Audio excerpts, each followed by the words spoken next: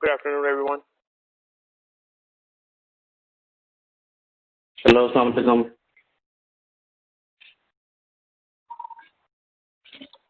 Welcome, Sam.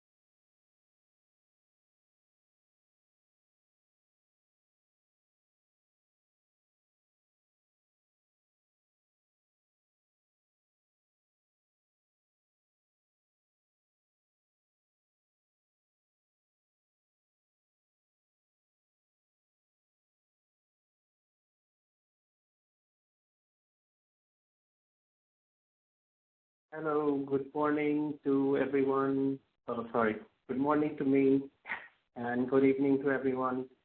I'll be waiting for a few minutes and we'll be starting shortly. So I just sent you guys a message to share with me your notes for the last 2 weeks.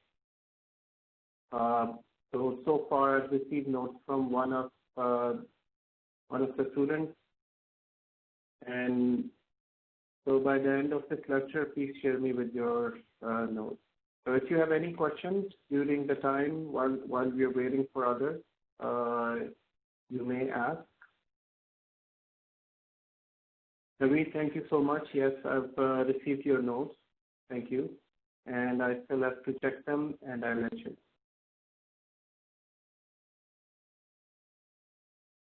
So guys, the best way to attend this training is to use the presentation, is to open the presentation from your computer, and if you feel any voice distortion, you can always use your phone and dial in the provided number.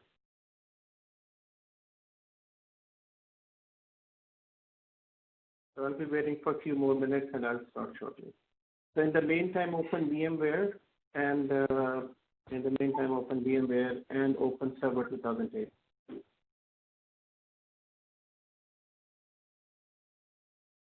So Faraz is asking a question. Can you share with me the link to the presentation? Faraz, as you are connected right now, so you can see the chat. And so where are you accessing this? Where are you accessing this presentation, on your computer or on your phone? If it is on your phone, I will. Should be open. Yes, hi. I will access this computer, the presentation. Okay, so can you see the presentation? I just see the PowerPoint, the first page, yes. Yeah, that is the presentation, yeah. Okay, perfect. Thank you. Okay, you're welcome. Mm-hmm. So, Adnan, I have a question actually. Yeah, please go ahead. This is Mohammed Faisal. Is there a presentation? Is it physically available somewhere? I mean, in our drive or something, or I think I missed something. So, can we download this presentation somewhere, or is there any way or something, or just we have to follow? That's it. Yes, I will share with you the presentation.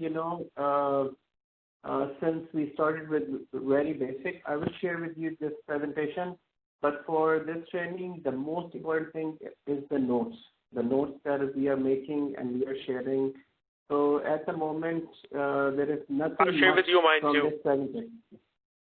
Yeah, please. I'll share with you my notes. Okay, sure. Thank you.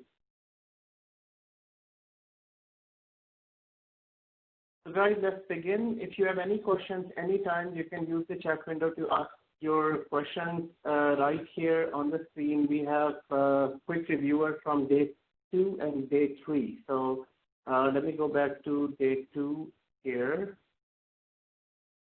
and then we'll jump on to the lab and the presentation and the notes.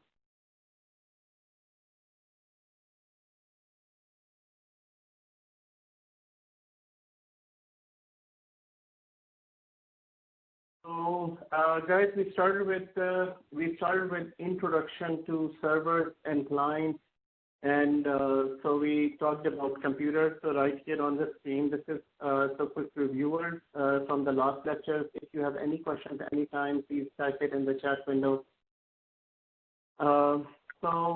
We started with what is a computer. Computers are of two types, client and server. Clients are single-user computers, whereas servers are multi-user computers. Clients have a separate operating system, and server has separate operating system. Server's operating system started from 2000, server 2000, so that's the number, that's the version we need to remember, 2000, 2003, 2008. It got upgraded to 2012. Most recent version is 2016 and 19. So 2019. 2019 is not in use at the moment, but we will be working on 2019 as well.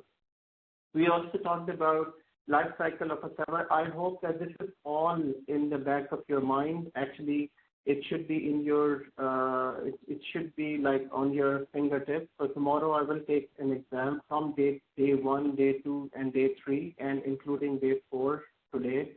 It will be, so please go through all these notes. So we talked about different versions of server. We talked about there is a 4-year life. There is a 4-year lifetime of each version. So from 2003 to 2008, so it's 3 to 4 years. And we also talked about security patches, service packs, and R2 version. So what do we know about R2 version? That R2 version should be used at all time. Once we find an R2 version of the latest operating system, that should be used, and companies are using this. What is the big difference between normal version and R2 version? The difference between R2 version and normal version is nothing. So once you log into the server, let's say, where is my server here? So I am on the server. So if you're on the server, it will be exactly like this. There won't be any difference between R2 and the normal version. The only thing we need to remember that R2 version will have all previous security patches and everything. Okay, so my machine got, I'm going to log in. So at the same time, guys, everyone, please log into your server 2008 and let me know once you logged in the chat window.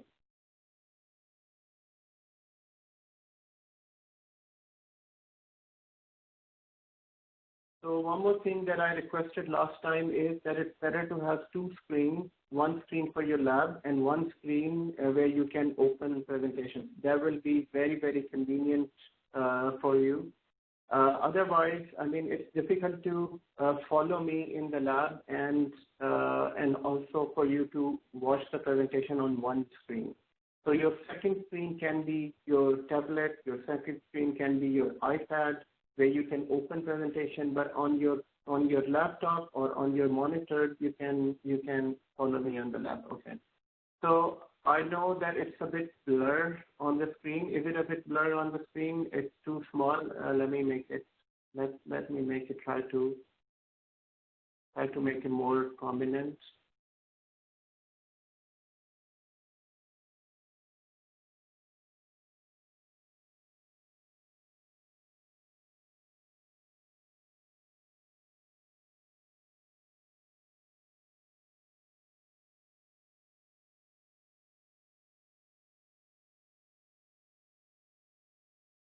So I'm just trying to make it easy to read.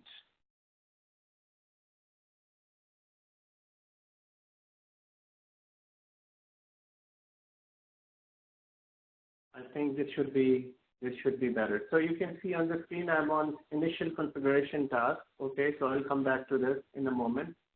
And so we also talked about servers. We also talked about server versions. We talked about understanding of Server 2008, server's operating system.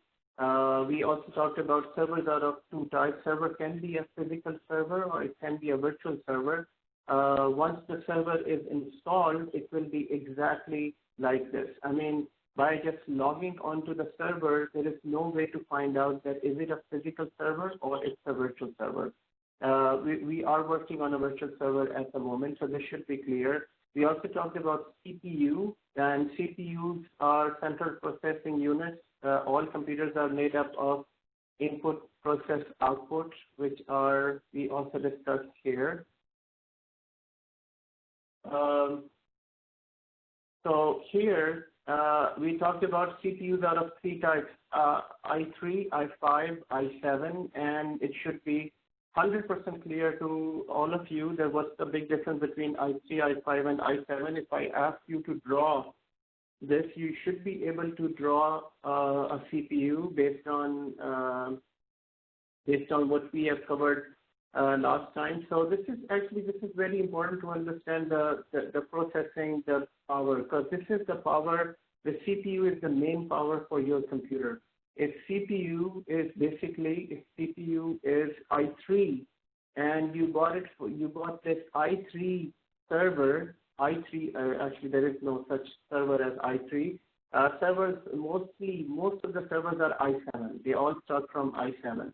But if you have laptops or client computers as i3 cannot be as fast as i5. So i3 is just one physical CPU that can have maximum dual cores, which has two CPUs inside. i5 can be maximum of 4, and i7 can be of 4 and 8. Then we talked about installation of a lab. So we had the lab. Our lab is all based on VMware, and most of the training. So I do provide trainings in private colleges. I mean, big colleges like Humber and George Brown and other colleges. Everywhere we use VMware Workstation or a client. This is a client virtualization for VMware. But once the virtual machine is installed, you won't feel a difference between enterprise level virtualization software or this software. So don't worry about this. That if VMware, any experience working on VMware would be equal to a working experience in the real environment, yes, it will be exactly like a real environment. So to set up the lab, we installed VMware, and we talked about VMware as well, and then we needed an ISO, so everyone should be able to understand what is an ISO. So ISO is it's a software that runs the server. So ISO we had 2008, 2012, 2016, 2019, and all of the ISOs are shared within our Google Drive, so you should be able to download them. So today we will be installing Server 2012. So if you have not downloaded, please go to the link and download Server 2012. So in the last lecture we installed 2008, and today we will be installing 2012. So this is a whiteboard from day 2, and this is the server we talked about. So the server we talked about is DL380. So, I mean, why do I have to repeat this name again and again? Because I want you to remember this. Exactly in the same manner as we remember our Samsung phones or we remember our iPhones. If I ask you what phone you have, so you can fluently tell me that my phone is iPhone, or I have Samsung Note 9 or Note 8 or whatever version of a phone. So exactly in the same manner, as a system admin, we need to remember these numbers. So I want you to remember this number. I know that this number is new to everyone. Actually, this shape is new to everyone. This is a blade-shaped server that fits in a rack. And I will show you what rack is, what is a data center. Today we also need to talk about networking. But for now, I want you to remember HP DL380. write it down somewhere, maybe write it down 3 or 4 times, or keep this in your photo memory. Because in interviews, they ask about, okay, have you ever worked on a physical server? So yeah, physical server is exactly like this. It's this server, and later on within the training, we can set up a lab where you can all come and see a virtual work on a physical server. And so, but basically, as a system admin or a cloud admin, we don't work on physical server. These servers, once installed, they just keep on working. And so then your question is, then who fixes, who works on these physical servers if there is any hardware issue? If there is an issue with this, so there are technicians within the data center that work on these servers. Okay. But at the moment, we're not going into the discussion, the hardware troubleshooting and all. Mostly, system admin is supposed to be an expert of operating system and application. So, but I want you to remember this number, HPDL380. So this is HPDL380. Everyone, I would request everyone to mute your mic, because in order to avoid any background noise. So here we also talked about client. Client machines. So these are client machines, single user machines. And then we talked about. So this is the whiteboard where we talked about security patches, and security patches are converted into service patch 1, and then there are more security patches. So we should have this idea of understanding of service patch and R2 version. So here is the R2 version. Naveed asked a question, which server are we installing today? So we need to install Server 2012. I will show you how to install Server 2012, but if you have already installed Server 2012, that is excellent. Okay, and we also talked about upgrading a server. Yes, we talked about upgrading a server. Guys, why am I going through all this document as we have already covered this? I'm going through all this document, just a quick reviewer. For 15 minutes, we spend a quick reviewer of previous lecture, and also because tomorrow we are having an exam for all the previous lecture, and that all will be covered. So please go through this. So we talked about server upgrades. When we are, we can upgrade from 2012 to 2016. We also talked about what is very important thing on a server. What is an important thing on a server? Server or application. So we talked about this. Server 2012. You can have thousands and thousands of server 2012, but all servers will have different applications. So applications are more important for us, the server in the upgrade process. So here we talked about there can be 100 apps on 1,000 servers, or 100 servers, or one application can have 100 servers. We also talked a bit about main board. So this is the main board inside a server. This is a main board inside a server.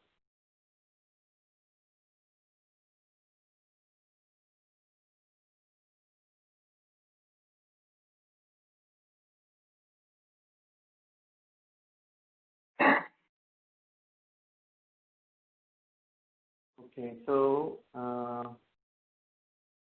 this is the main board inside a server. This is a server in main board. Because I wanted to show you that within the server there can be 2 slots for CPU. Most of the time we don't get to troubleshoot to this level. As being a system admin for the last, 18, 20 years, I have never ever worked on this, and there is no need to work on the server inside. We don't troubleshoot these main boards. Once the main board is corrupted, and the main boards are these main boards are made very good. They don't get they don't they don't get faults as like normal computers, because these are made and tested in a very what do you call, in an excellent environment. The reason is that this main board will be sitting inside a server, and that server will be having a very important application for an organization. So we use an example of eBay.com. We use an example of banking server. So on a bank server, there can be thousands and thousands of transactions. So this main board has to be very, very strong, and these are very strong. In the last 20 years, I've never seen an issue with this main board on a server. Yes, there can be issues with the separate extensions. There can be issues with the cards. There are some extensions that are used on this, but mostly this main board is made very, very good. So on this main board that sits in DL380, so this is here, you can see this is a main board of a DL380. And what is the server? The server is right here. So inside of this server, this main board exists. So this main board, it can have two CPUs inside. So this is CPU 1, this is CPU 2, and each CPU can be i7, and i7 we know that it has 4 cores, but it is hyper-threaded into 8 cores. So let's say, but how do you know how many cores you have on your computer? So it's very easy, everyone. Let's say this is my computer. This is my laptop where I am on at the moment. If I need to know how many cores I have, I can right-click here on the taskbar. So you can also right-click on your taskbar. Taskbar is, this line here where you have a start button. You have these other icons here.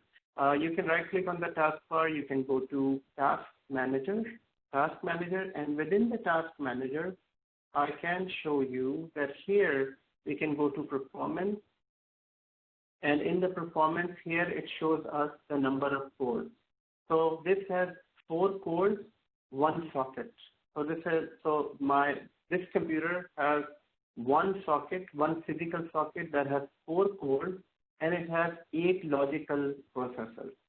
So when you have 4 cores of a CPU, so in other words, in very, very simple terms that we use an example of a car. So if we consider this laptop as a car, it has one engine. So it has one engine, one physical engine, but that engine has 4 other engines. So this shows me that this has 4 cores inside. So this computer, and here it shows me that this is i7. So in your computer, in your notebook, please check your cores.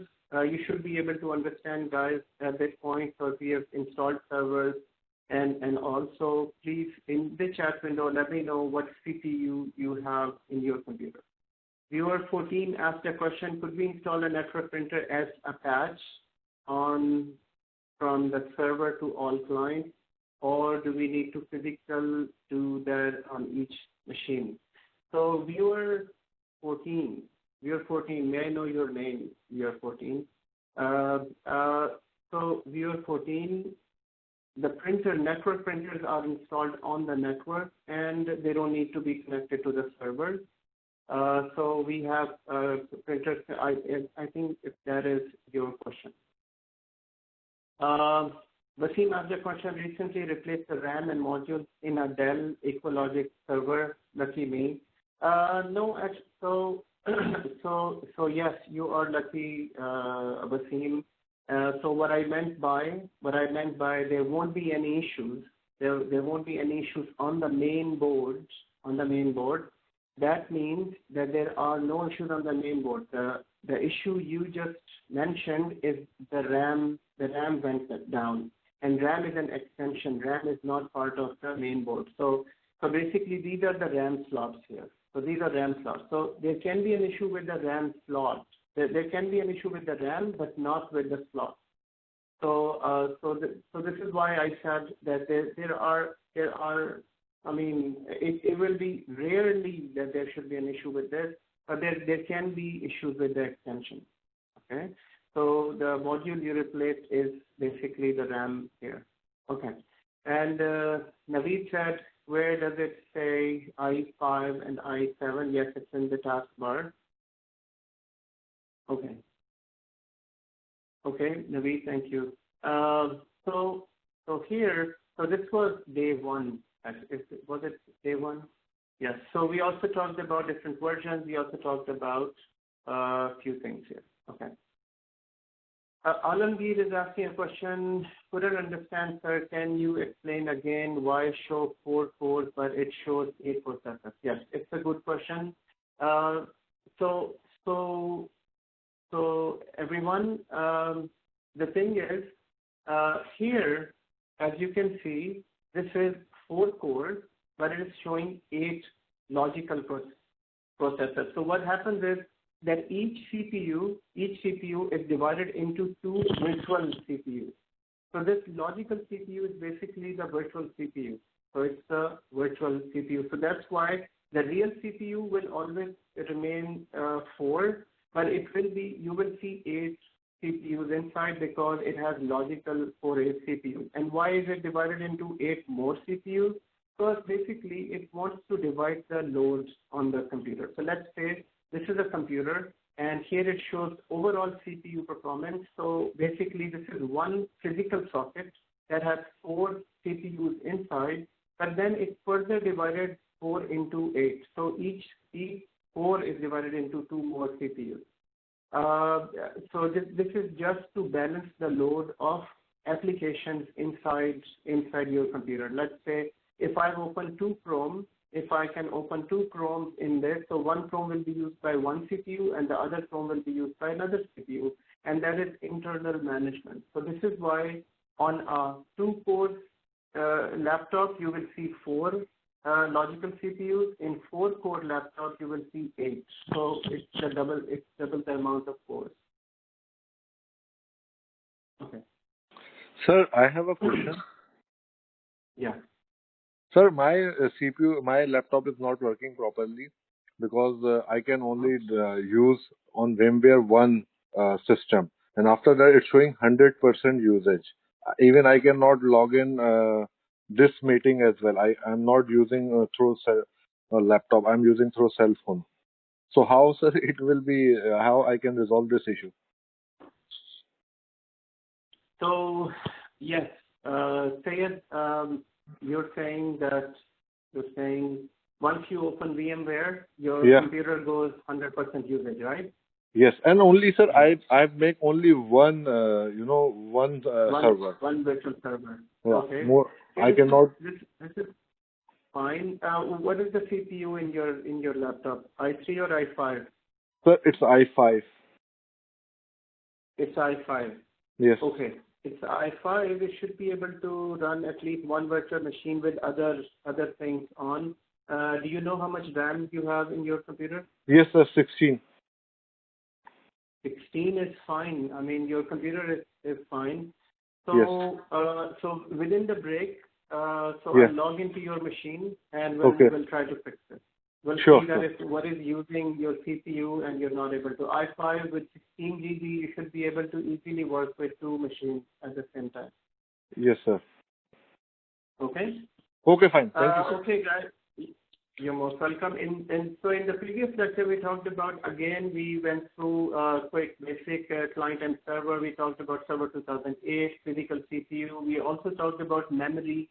So there are 2 types of memory: ROM, which is read-only memory. We have RAM, which is random access memory. Read-only memory, it is used for the startup information. The computer starts with ROM. Normally, we don't make any changes to ROM, so ROM remains the same. And random access memory is that waiting area, is that waiting lounge where all instructions, so you can all relate to. We also talked about this on a whiteboard.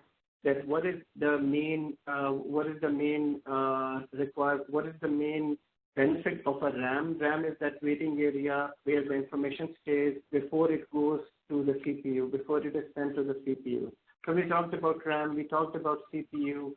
We also talked about the software that is used to install, that is used to run a server. So that operating system, it can be CD or it can be an ISO. Then we did a lab here, and we did basic configuration. So within the basic configuration, it is very important to understand. It is very important to understand that once the server is installed, once we are talking about this server, once this server is installed, the very first thing that we need to do, and what do we need to do on this server? I mean, this is exactly like once you get a new phone, you need to do some basic settings before you start using that phone. I mean, when you get a new phone, you start it, you power it on, and then after powering on, you will need to provide your Google ID and then install whatever applications required. This is exactly like once you install this server, once you install a server, you will need to do basic configuration. So here, I'm just going to go through one more time here how to install a quick server. I'm just going to skim through this. So here we have create a new virtual machine. So I'm creating a new virtual machine here. Use the typical. And then I can use an ISO. Here I can use the other ISOs as well. Server 2012 and another server. So here I'm going to install Server 2012 this time. So I have Server 2012 R2 ISO. So with Server 2012 R2, we need to understand everyone. The Server 2012 R2 might give you an error message. So 2008 was simple. It was simple install. So here is 2008 server. So let me quickly go through 2008 server installation. So I'm going to go here and I'm going to use a machine. I am going to use this machine here. Sayed, can you mute your mic, please? Sure. So here, so you can always unmute your mic and ask a question, and this is for everyone. So here, I'm just going to name this server properly. So my first server was net plus server 01. So here I'm going to use net plus server 02. Can you bring the screen in the middle, sir, please? I can bring the screen in the middle. Where are you seeing it now? It's on the left side, so it's hard to see. It's not totally visible. It's not in the center, I mean. You probably have your chat open. No.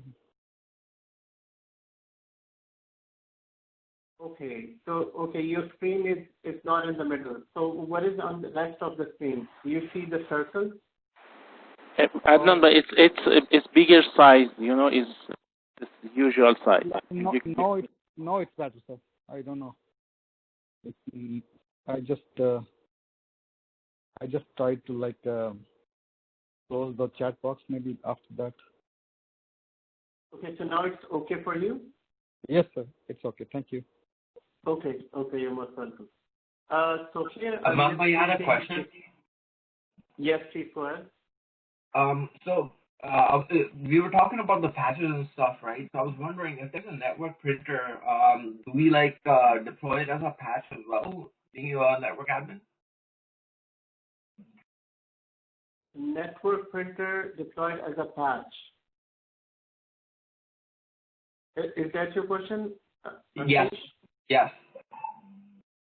So what do you mean as a patch? Like, do we do it? And you know how we install the network printer on a physical CPU, right, for a client? Could we just do it on a thing and deploy it, kind of thing, or do we have to physically do it on every single client computer? So, say for example, if we have a network printer, right, and it's assigned a specific IP.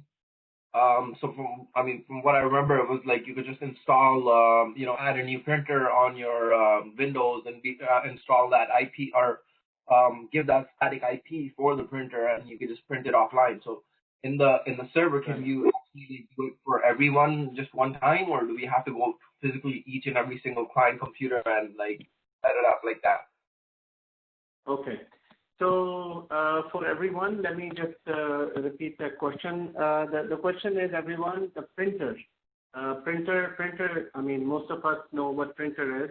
A printer is a device from where we can print out stuff. So printers are basically of two types. And there is a network printer, there are normal printers. So normal printers can be directly connected to any machine. So Ashish, I have to just give them a little introduction before I can answer this question. Sure. Printer is this device. We all have at one point and another we've worked on these printers. So printers are of two types: a network printer and a normal printer. So a normal printer can be connected anywhere. Normal printer comes with a USB cable, and once you connect that USB cable to any computer, so it comes with this type of cable right here, and it can be connected to a computer, and it is installed automatically, and you can start printing. But a network printer is connected to a network directly, and it doesn't have a USB cable. Although you can connect to a USB cable, once you connect a network printer, so network printers are bigger printers like these. So this is a big printer, and most of the time when you're at work, we use these different network printers. So the question is about, so once we have a network printer and we can set this up. So here you can see this is a network printer that is connected to a network, or here is a network printer. So it connects directly to a network, and then everybody can print on this. So Ashish's question is that if we have a network printer, do we need to connect it on the server and then connect it to all of the users once, or how does it work? Is that your question, right, Ashish?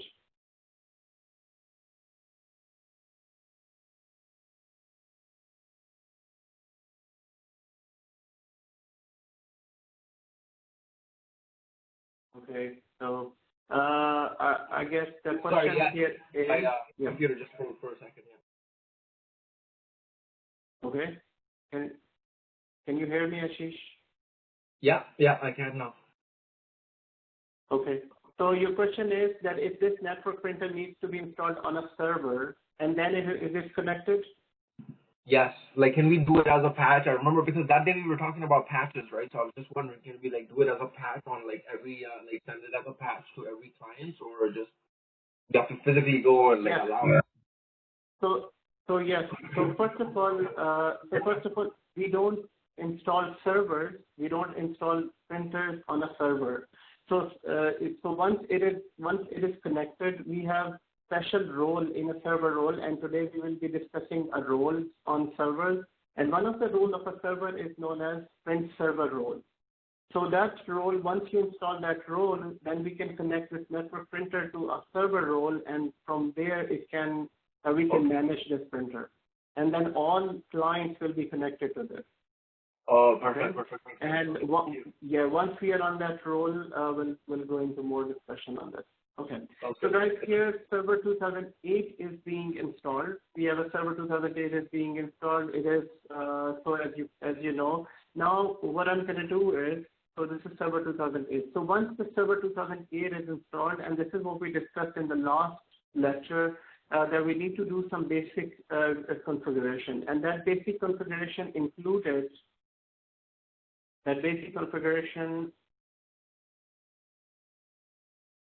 So Human is, oh, okay. So yeah, guys, I know that nobody is able to see the presentation. Sorry about that, because I think someone has my presentation. Right. Okay, I got it, and the presentation should be on screen now.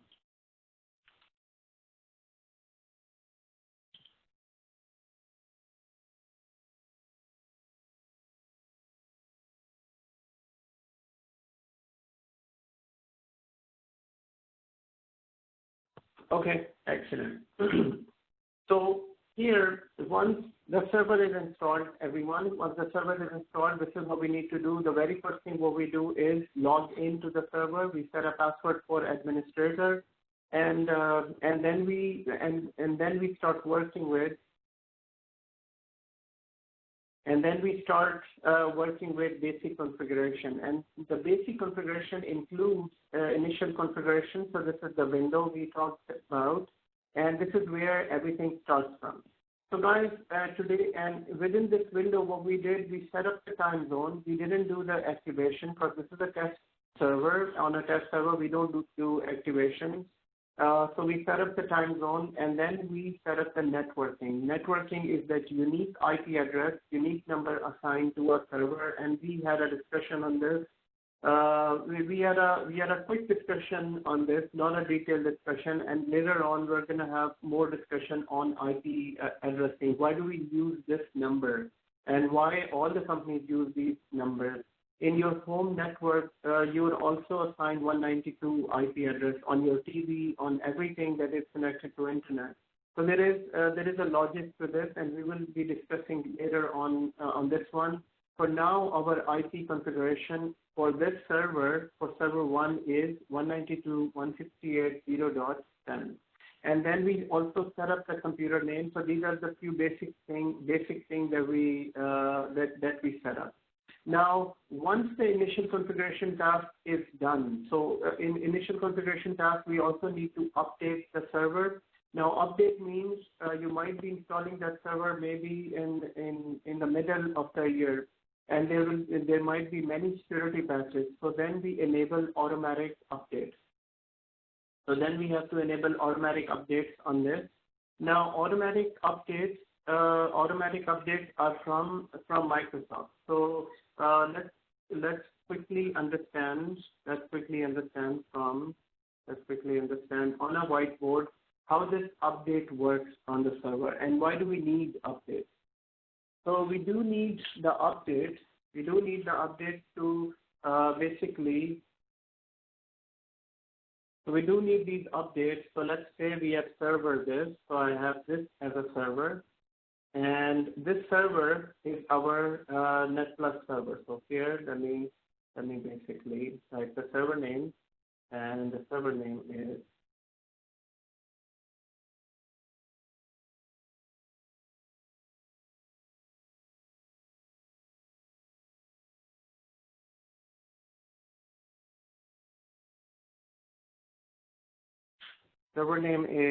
NetPlus server 01. So this is our server 1. So this server is server 2008. So I'm going to go back here. This is server 2008 R2.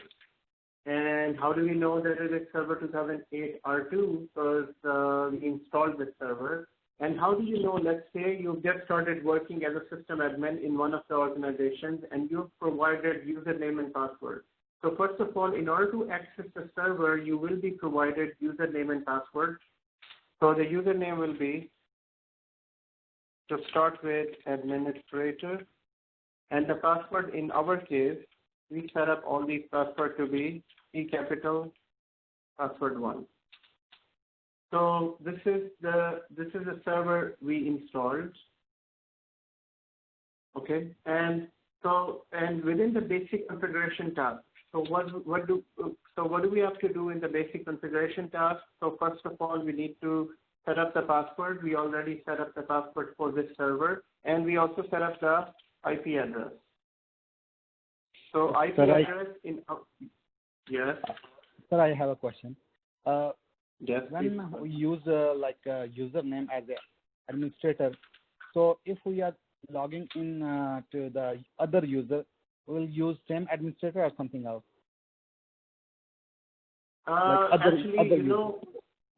Yes. So normally we're not supposed to log in as administrator. We are supposed to log in with our own user. So all users will be logging in with their own user ID. Nobody will be logging in as administrator. But since this is just we are starting understanding the server, we are working with administrator. So later on, we will be creating our own user and we will be logging in with those user accounts. Thank you, sir. It's a good question. So here we set up this IP address, and at the moment we set up the IP address, and we also changed the name. We also named the server. So server name. So these are the things that every time we work on every time you're provided a new server, and this has to be done on a server. So we provided the name, which is that name. So I'm gonna retype the name in that plot, server 01. So we have provided the server name. And the next thing here is what we need to do is to update the server. So basically these updates come from Microsoft. So these updates come from Microsoft. So basically this is, this server will be connected to, so the server will be connected to internet. So here,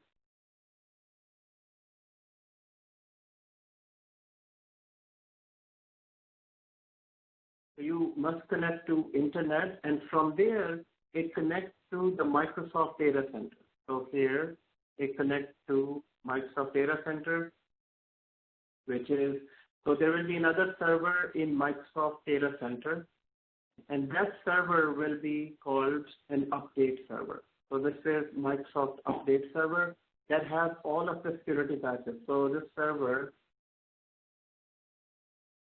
is, this is Microsoft server.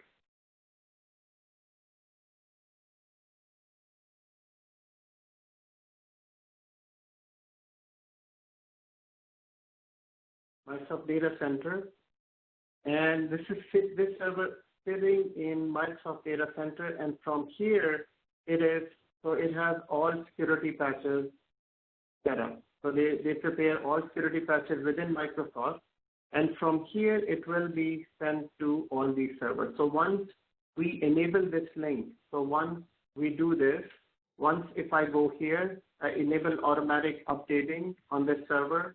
So what it does, it is now saying to enable automatic updates for this server, or we need manual configuration. Now we can do manual configuration as well, or we can just enable it. So if you enable this, then this server will be always automatically getting all of the updates. But on a server, we don't do this. On a server, we don't do automatic updates. We talked about this in the previous lecture. That these servers have important applications. So any security patches that Microsoft has and that needs to be installed on this server or any server, that needs to be tested and then installed. So in this case, we can go to the manual configuration, and within the manual configuration, here we have more settings. So it's saying automatic update is not set up. We can go here, change settings. And within this, here it shows choose how Windows can install updates. So here it says, so it can be install updates automatically, download updates, but let me choose whether to install the updates, check for the update, but let me choose whether download and install them. So, and here it says never check for the update. So in this case, what we do is this, download the update, but let me choose whether to install the updates or not. And here we can set up that what time this should go onto internet and then download those updates. So this is safe on the server. So since we are just starting up understanding the server, and this is the safe option for a very small company. In large companies, there is a different technique to do this, and we will be going into that. That is known as WSUS, Windows Update Services. We need to set that up, and that is totally a different. That's a different way it is configured. But here, as you can understand, we can download the update, but we don't install the updates on this. Now, in which cases this option is used? So your question might be, in which cases this option is used? Install updates automatically. This option is basically for all the client machines. This option is for the client machine. So on my laptop, on my laptop or on all of our laptop, let's say if I go to updates, so check for the update. So in your laptop or in your client machine, when you check the update, this is automatically set up. So here it's opening this. So here it's saying that it automatically installed. So all the laptops, all client machines are automatically set to download and install all the updates. And this is basically for our own security. So, and if I go to my history here, it's saying view update history. And here it shows that how many updates have been installed. So it's saying that this was successfully installed, this is successfully installed, this was not able to install for some reason, but it's fine on a client machine. Wasim asked the question, do we have to install update on client machines after the server update? So do we have to install update on a client machine? Yes. So installing updates on a server, so guys, the question is, it's a very good question. Once the server is updated, do we need to update the client machines as well? Yes, we always need to update each computer separately. So I have a question, sir. Yes, go ahead. Yes, sir. You mentioned that in client machines, all the updates will be automatically updated, but in the server, server will not get updates from the data center automatically, or you manually will update it in the servers from data center? Yes, so it's a good question. So for the server, we deliberately not automatically update these servers. Why? Because there is a risk for applications on this server going down. That can so you might have a very important application, and just because of the security update to protect something, it is blocking something else.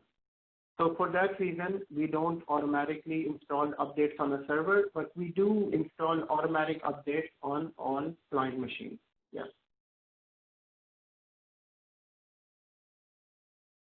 Okay. So here I'm going to set up download updates, but let me choose whether to install updates. So another question that where we started from. So where is this option used? Install updates automatically. So this is used on all client machines. On all the client machines, we want them to be protected by Microsoft. So Microsoft has the latest security patches, and they make sure that all client machines are protected. So for this, so on the server, I will choose this. So on your server, everyone, if you have VMware open, and if it is not open, you can write it down in the notes. That we need to, on the initial configuration task, we are enabling update on this server. So we can click on enable automatic update, and here we can go on to manual configuration. Actually, I should write it in the day 4, day 5 actually. So here, enable. So here I can say this is day 5, and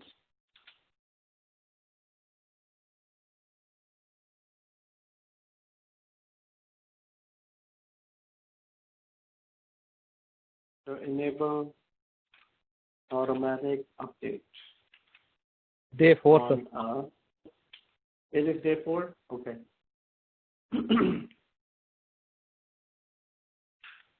Thank you.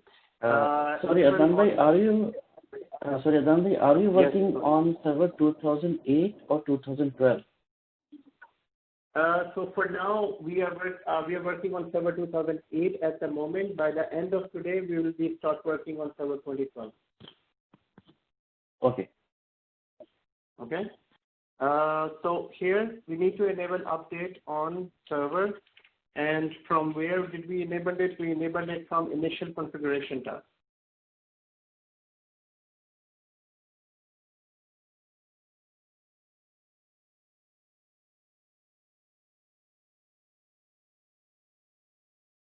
And from the initial configuration task, what we did is right here. So we did enable, and then we selected manual configuration, and then we selected change settings under Windows automatic update. So here, if I can select here, so instead of writing, I'll just take a snapshot so that it will be easier for you to understand.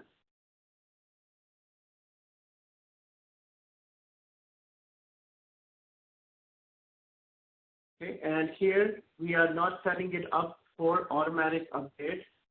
And guys, we need to understand this point. And sometimes they ask this question within the interview that what do you do with updates on a server? How do you handle updates on a server? And the simple answer to this is that we test the updates and then we install the updates on a server. We don't directly install updates. We don't automatic install updates on a server. We just download them and test the updates and then we install them. So here in this case, I'm just going to select download updates and click OK. And OK.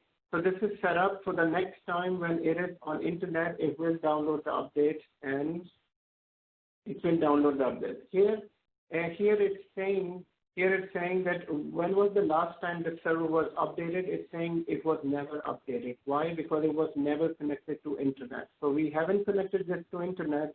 This is why, excuse me, this is why the server is not updated. So then comes the second part, which is the add roles, features, enable remote desktop, and firewall. So from this one, we will be doing it later on. But another important thing that is part of initial configuration task is to configure the firewall. Now, firewall is something that protects the server. Firewall is something that protects the server. So here we need to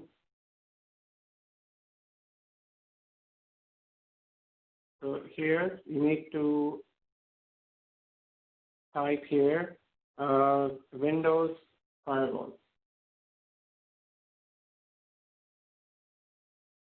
Firewall, and what is firewall? So firewall means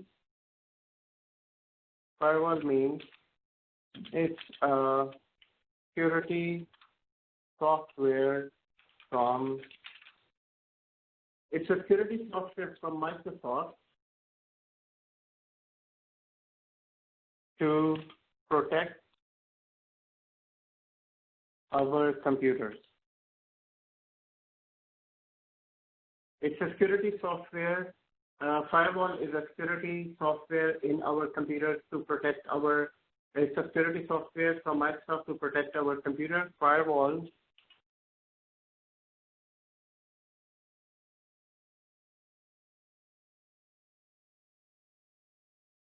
exists on all computers. So it exists on all computers, meaning that it exists on client machines and servers as well. So it exists on client and server, both. Where is the firewall? So in order to access firewall,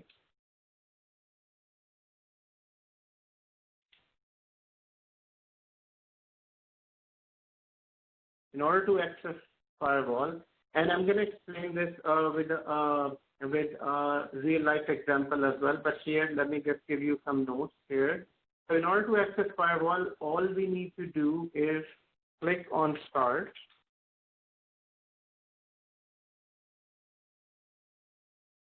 Click Start and type Firewall. So I'm going to do this. So I'm going to go to Start on my client machine or on a server. So it's anywhere. So for now, let's check the firewall on our computer. So Microsoft protects all computers with the firewall, and firewall is there so to protect your computer with the risks that are outside that are coming from outside. So here I can go to Start and type Firewall. As soon as you type the word firewall, it gives us this security on Windows 10. So here it has many things. The main thing we need to go to is Open. So if I go to Open on this one, and here it opens the firewall. This is basically the firewall. So basically firewall, keep the word. So one word for a firewall is security. It's security. So one word to remember for a firewall is security. And what is the security? So it is represented by this brick wall, this red brick wall. And firewall is basically it is actually monitoring all the incoming traffic and outgoing traffic. So it says the word here is inbound and outbound. So they use these are the technical terms, but basically this is incoming traffic, this is outgoing. So anything going out of your computer, it goes through the firewall. Anything that comes into the computer, it goes through the firewall. And what is basically a firewall? I mean, this is exactly like a security door inside the house. So inside the house, we have a door. And we all have we all have in our houses a security system from ADT or some other security system. So as soon as you enter the house, you have to enter that PIN so that your house is basically protected. So that thing that basically that thing that we do and enter the house, that software in the computer is known as a firewall. And I'm going to quickly explain that. Wasim has a question. Do we have to install update on client and machine? Okay, so that was answered. Wasim has another question. What if server also connected with physical firewall? Yes. So Wasim, yes. So the outside of the network is connected to Cisco firewall, physical firewall. But here, we are talking about just one computer and one server. So all the computers are connected through these firewalls. And I'm gonna also give you an example of a big scenario in a real company, how the security is connected. How the security is a top priority for all organizations. Without security, these companies cannot exist. So the firewalls, the security is provided on all levels. So at the moment, we are talking about Windows firewall. So to answer your question, Wasim, it's a good question. Yes, the network is protected by physical firewall and computer is protected by software firewall, which is this firewall within Windows. And where are we on the server? We are on the server, still on the initial configuration task, and we are here on this server. Configure firewall. So if I go and here it says firewall public on. Public means it is anything that is coming in from internet and going out to internet is basically it's basically secure. It's secure. It won't let anything that is not protected, that is harmful for this computer. It won't let into this computer. Let's say if I go onto this firewall. Actually, before going on to the firewall, if I click on this, it looks like this. Here it says it's green. It is protected. This says it's green, public. It is protected on the home network and this server. So basically, this server is protected in this home network, and it is also protected from the public network. So how do you unprotect this? So in order to unprotect this, all you need to do. So I'm just for the sake of showing it to you, I will go here and here it says turn on firewall. Let's say if I turn off the firewall. If I'm saying turn off the firewall and click OK, here both are red now. So it's saying your computer is not protected. So we just shut down the firewall, and in order to protect this, we need to turn this on. So here, I've turned on this firewall. Now, let's have a quick understanding of this firewall here. So from this whiteboard, we wanted to understand the update process. The updates are made by, the security patches are made by Microsoft within Microsoft Data Center. And who made these security patches? Actually, I wanted to complete this understanding. The Microsoft engineers, they make these security patches. So basically, once they make the security patch, they upload the security patch on Microsoft server, and from Microsoft server, these are all downloaded throughout the world, throughout the server. Basically, these are all made by Microsoft. And when there are many security patches, what they become service packs. And once there are many service packs, they become R2. So here, here. And now let's talk quick about quickly talk about firewalls. So firewall, where is it?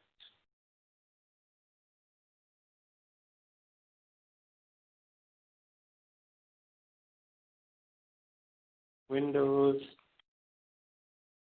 Firewall. So Windows Firewall. So Windows Firewall, everyone.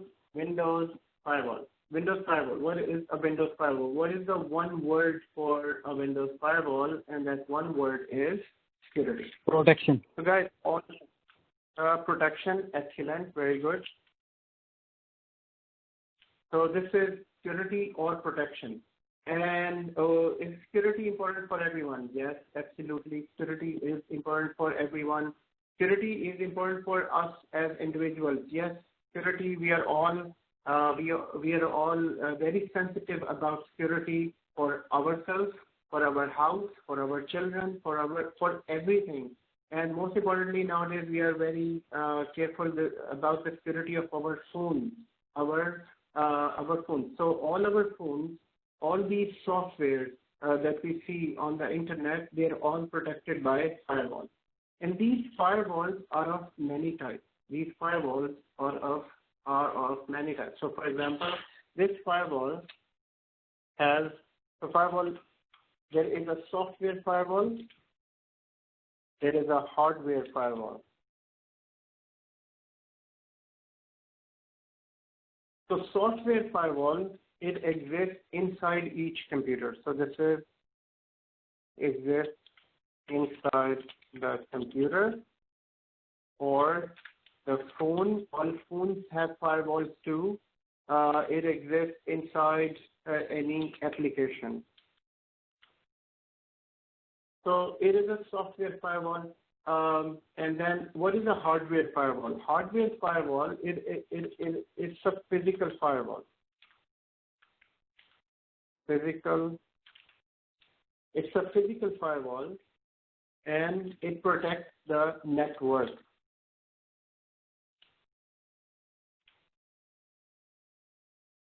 It protects the network, whereas software firewall, it protects the computers or phones or applications. So hardware firewall, yes.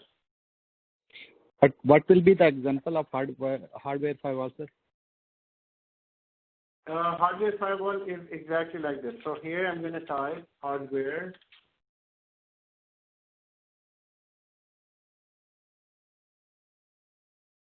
Hardware firewall. So hardware firewalls are like this. So actually I'll go here. So this is a hardware firewall. So this is, hardware firewall looks like this. So this blue box here. This is another firewall, Netgear, and this is another firewall here, firewall P35. And how do they connect? So if you look at this diagram here, so here it says this is your network and this is internet, and firewall basically sits in between the internet and your network. So this firewall that is sitting between the network, and this is known as hardware firewall. And hardware firewalls are basically, in other words, in very simple words, this is the first entrance inside your organization. So in large companies or in protected areas within the world, you have the first gate. And on the gate, there is a security guard, and most of the time those gates are protected with electrical wires and stuff like that. So that is the first firewall. So hardware firewalls, and they look like this. And who manages these firewalls? These firewalls are managed by network engineers. We as a system admin, we don't manage these firewalls. These firewalls are managed by Cisco engineers. Remember in the beginning we talked about Cisco. So these firewalls, and these are like this firewall. But what we need to understand at the moment, guys, we need to have this photo memory, capture this in our photo memory. That physical firewall sits here, and then there is another firewall on each computer. So there will be a firewall on this computer. Let me take this picture here. And this is another example. So that's firewall. I mean, in network diagram, it would look like this, but in reality, it is exactly like this firewall, this one. So this physical box represents that everything going to internet it goes through this firewall. So here you have incoming traffic and outgoing traffic. It goes through this firewall. And only specific traffic is protected, is allowed from this. So one word for a firewall is protection. One word for a firewall is security. And firewalls are of how many types? Firewalls are of two types: a software firewall and hardware firewall. And today we are talking about setting up software firewalls. So software firewall, and actually, let me copy this from here and put it.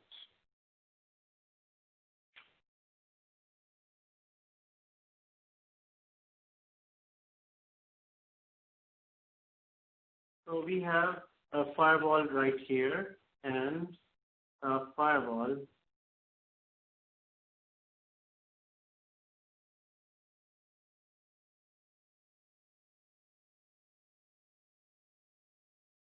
right here, so this one. So we can remember from this.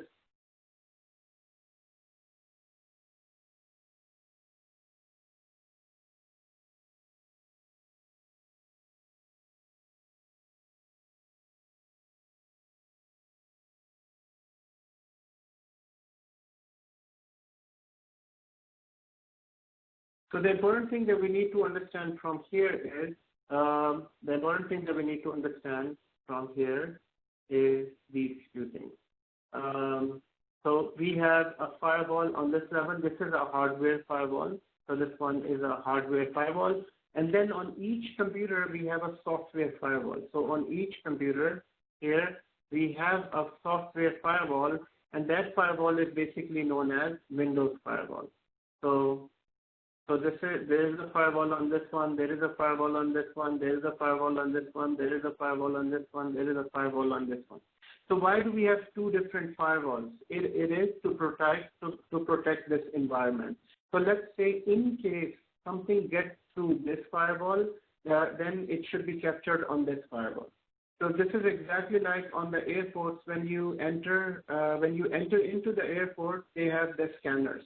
So they have scanners, and then they physically scan as well someone. So someone is entering into the airport, and within the immigration areas, and we all have been through this. So they have these physical scanners, and then once the person is out there, then they are searched. Then they have that body search or whatever they call. So they have that different searches. So if somebody passed through this scanner, so they can be captured on this. So this is exactly the same thing. We have double firewalls in this one. So what is the main function of a firewall? Main function of the firewall is to protect from incoming or outgoing traffic. So yes, we do understand. So Wasim has a question before I can continue. When we do Windows update, do we have to do anything with the installed antivirus in the server or client computer? No, Windows update is different and antivirus is different. It's a good question. So everyone, the question is about, does security patches have antiviruses? No, antivirus is different and security patch is different. But nowadays, Microsoft also provides an antivirus as well. So Microsoft also provides, so you don't have to separately install a separate antivirus. Okay. Yes, Windows. So once we do Windows updates, you also need to have antivirus as well. And we will talk about antivirus later on. But Windows update cannot replace antiviruses. You have to have separate for antivirus. Sayed asked the question, what would be the viruses of hardware firewall? Actually, virus can attack anywhere. Virus is a software that can attack anywhere. So when I say virus is a software. So this is just a piece of code that can attack who? That can attack a computer, that can attack a server, that can attack a phone, that can attack anywhere. It can attack anywhere because it's a piece of software. But how does a virus can connect everywhere? Because viruses are made every day. So there are thousands and thousands of hackers throughout the world that are sitting there just to make viruses. So, and actually that's their living. That's where they earn money. So they keep on making, so as soon as the new technology is out, these people get busy and they start making viruses and they make viruses for everything. So going back to the question, what would be the virus of a hardware firewall? Yes, there can be a virus for hardware firewall, but these firewalls are very, very well configured. So these firewalls are very well configured, and so it's not easy to break into these firewalls. These firewalls are, you can just think of as for now, these firewalls are configured with thousands of gates. So when I say gate, a gate to enter a building. So let's say you have a sensitive building, a parliament, or maybe a sensitive security building. So the building is inside, but outside the building there might be security scanners just inside the building, and there might be security scanners outside the gate as well. This is the first gate, and then they might have to enter the second gate. So this external firewall, this is configured with thousands and thousands of gates. So anyone who needs to break into this, anyone who needs to make a virus for this, that must be a person with a super brain. But there are people that break into firewalls as well, and then they make these firewalls more stronger. So there is a continuous fight between hackers and these firewall companies. They keep on, and sometimes these firewall companies make viruses for themselves so that their firewall is sold. I mean, everything happens in this world. But for now, for us, system admin, I mean, we know that, so the most strong firewall is this physical firewall, and this software firewall can only protect this computer. So this firewall, okay. So then there is another question, can these firewalls be broken by hackers? So yes, we just discussed that. Yes, these firewalls can be broken with hackers, but they are day and night, they are making these viruses and everything, and they do want to break into these servers. So the software firewalls, yes, software firewalls can be broken, and this is why Microsoft keep on releasing security patches. Okay. So so here we need to understand that how many types of, so what are the types within this firewall, Windows firewall. So first of all, firewall means security. Firewall exists in all computers. And here we also talked about firewall types. Firewall. And in 10 minutes, we'll take a break, everyone. So please bear with me for more 10 minutes. So we have software.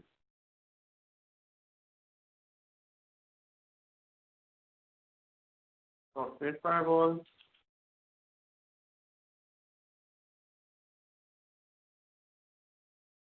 Hardware firewall. Software firewalls inside the computer.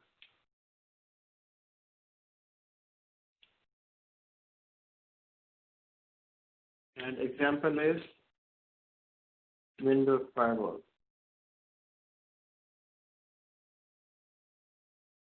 Whereas hardware firewalls are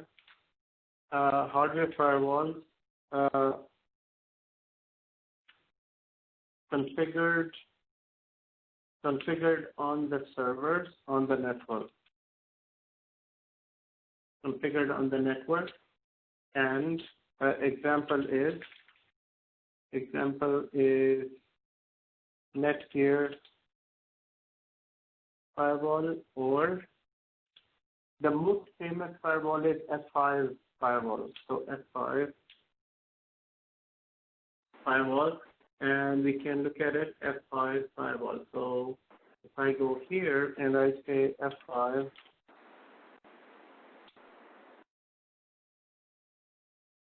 F5 firewall looks like this. So So this is an F5. So there will be a logo of F5. So just like we discussed BL380, you also need to save this in mind that there is a firewall called F5. And F5, who manages and who basically work on these firewall network engineers. So the people who work on switches and routers and everything, they work on these firewalls. But here, just for a reference, we need to keep that in here. So I will. Adnan, I have a question. Yes, please go ahead. Usually in the interview and job details, they ask how about the F5 firewall or kind of like that. Do we have any instruction, any training for that one? Because when you go to system admin role or something related to the security, this is the main question. And also, regard my experience when I worked, I saw Bell company coming to do, firewall. I don't know what exactly they do. For example, this firewall connected to the Bell or connected to the switches or connected directly to the server? Just the second question. Okay. So the first question is, do we prepare for the interview questions within this training? Is that your question, right? No. F5, they ask about F5. Okay. During yes. Job description, yes. do you know that F5? Yes. So first of all, yes, it's a good question, and it will benefit everyone. So first of all, would we be asked anything about F5 firewall?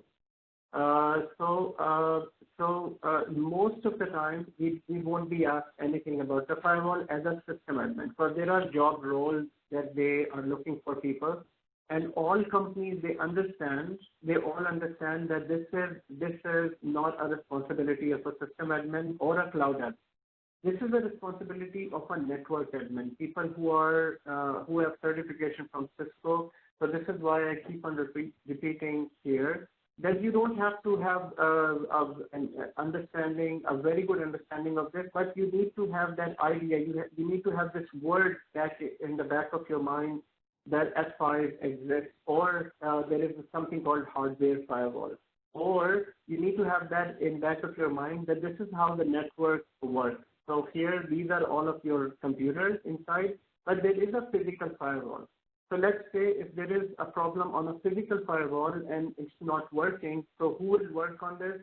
So we as a system admin, we will contact the network admin and we will ask them, you know what, I'm receiving viruses on my computer and I'm receiving a bad data on my computer, or I have a virus on my computer and my firewall has detected it. Because these firewalls are there to detect. So if there is a virus coming right from here and it entered your computer, it might be that there might be an issue with the firewall. So I can contact these network admin and they need to look into their firewall.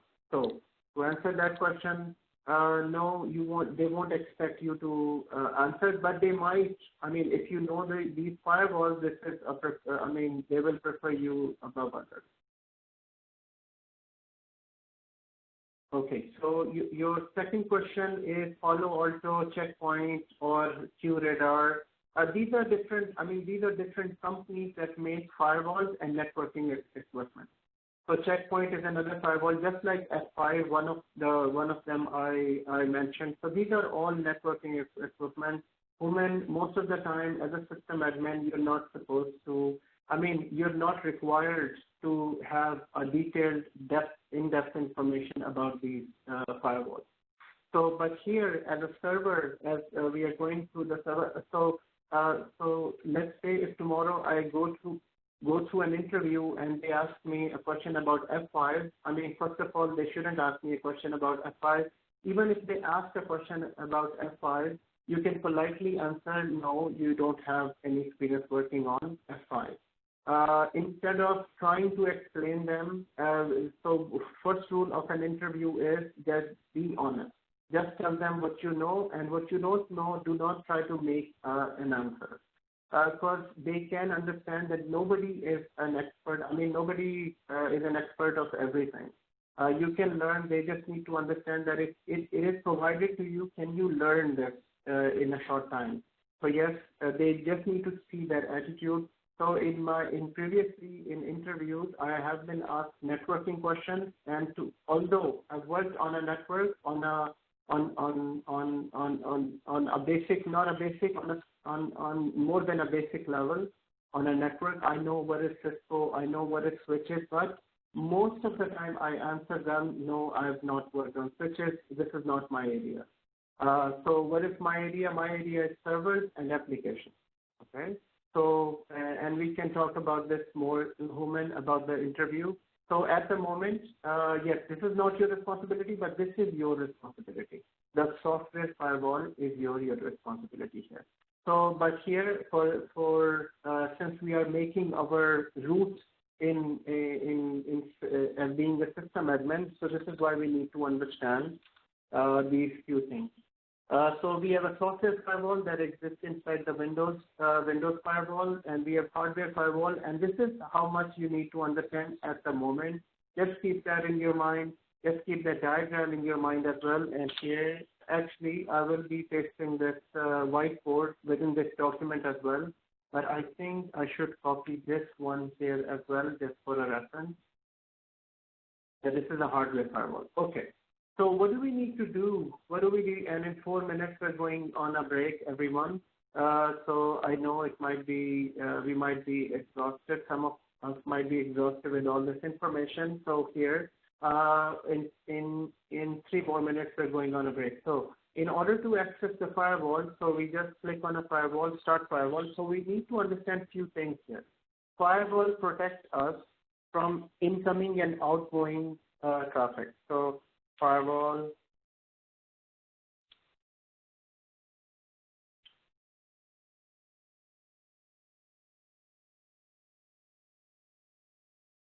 incoming and outgoing traffic. Now, incoming traffic is known as home network, and outgoing is known as public network. And so within the computer, they should be on. So within the computer, so both should be on. And how do we make sure this is on? So, yes.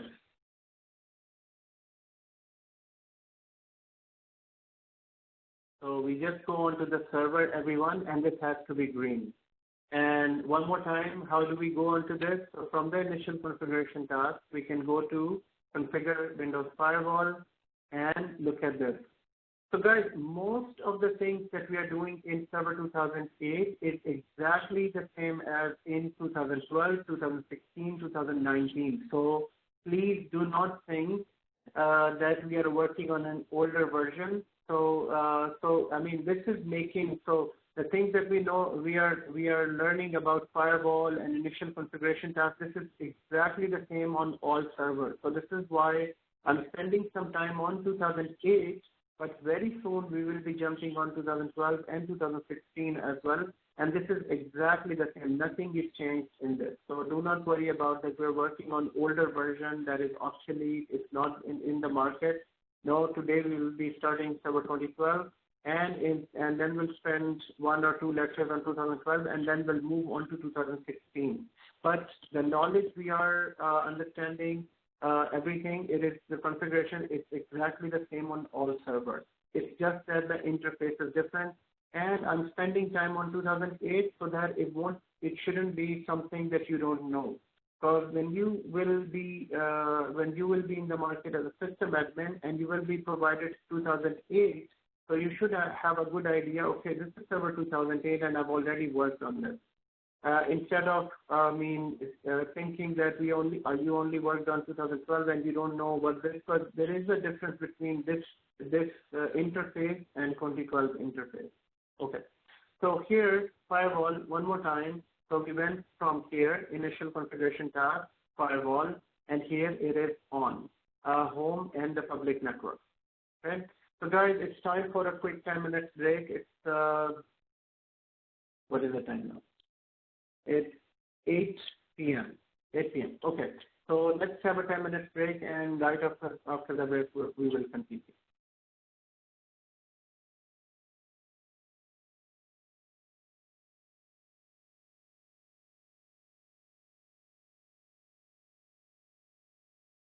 Thank you, everyone.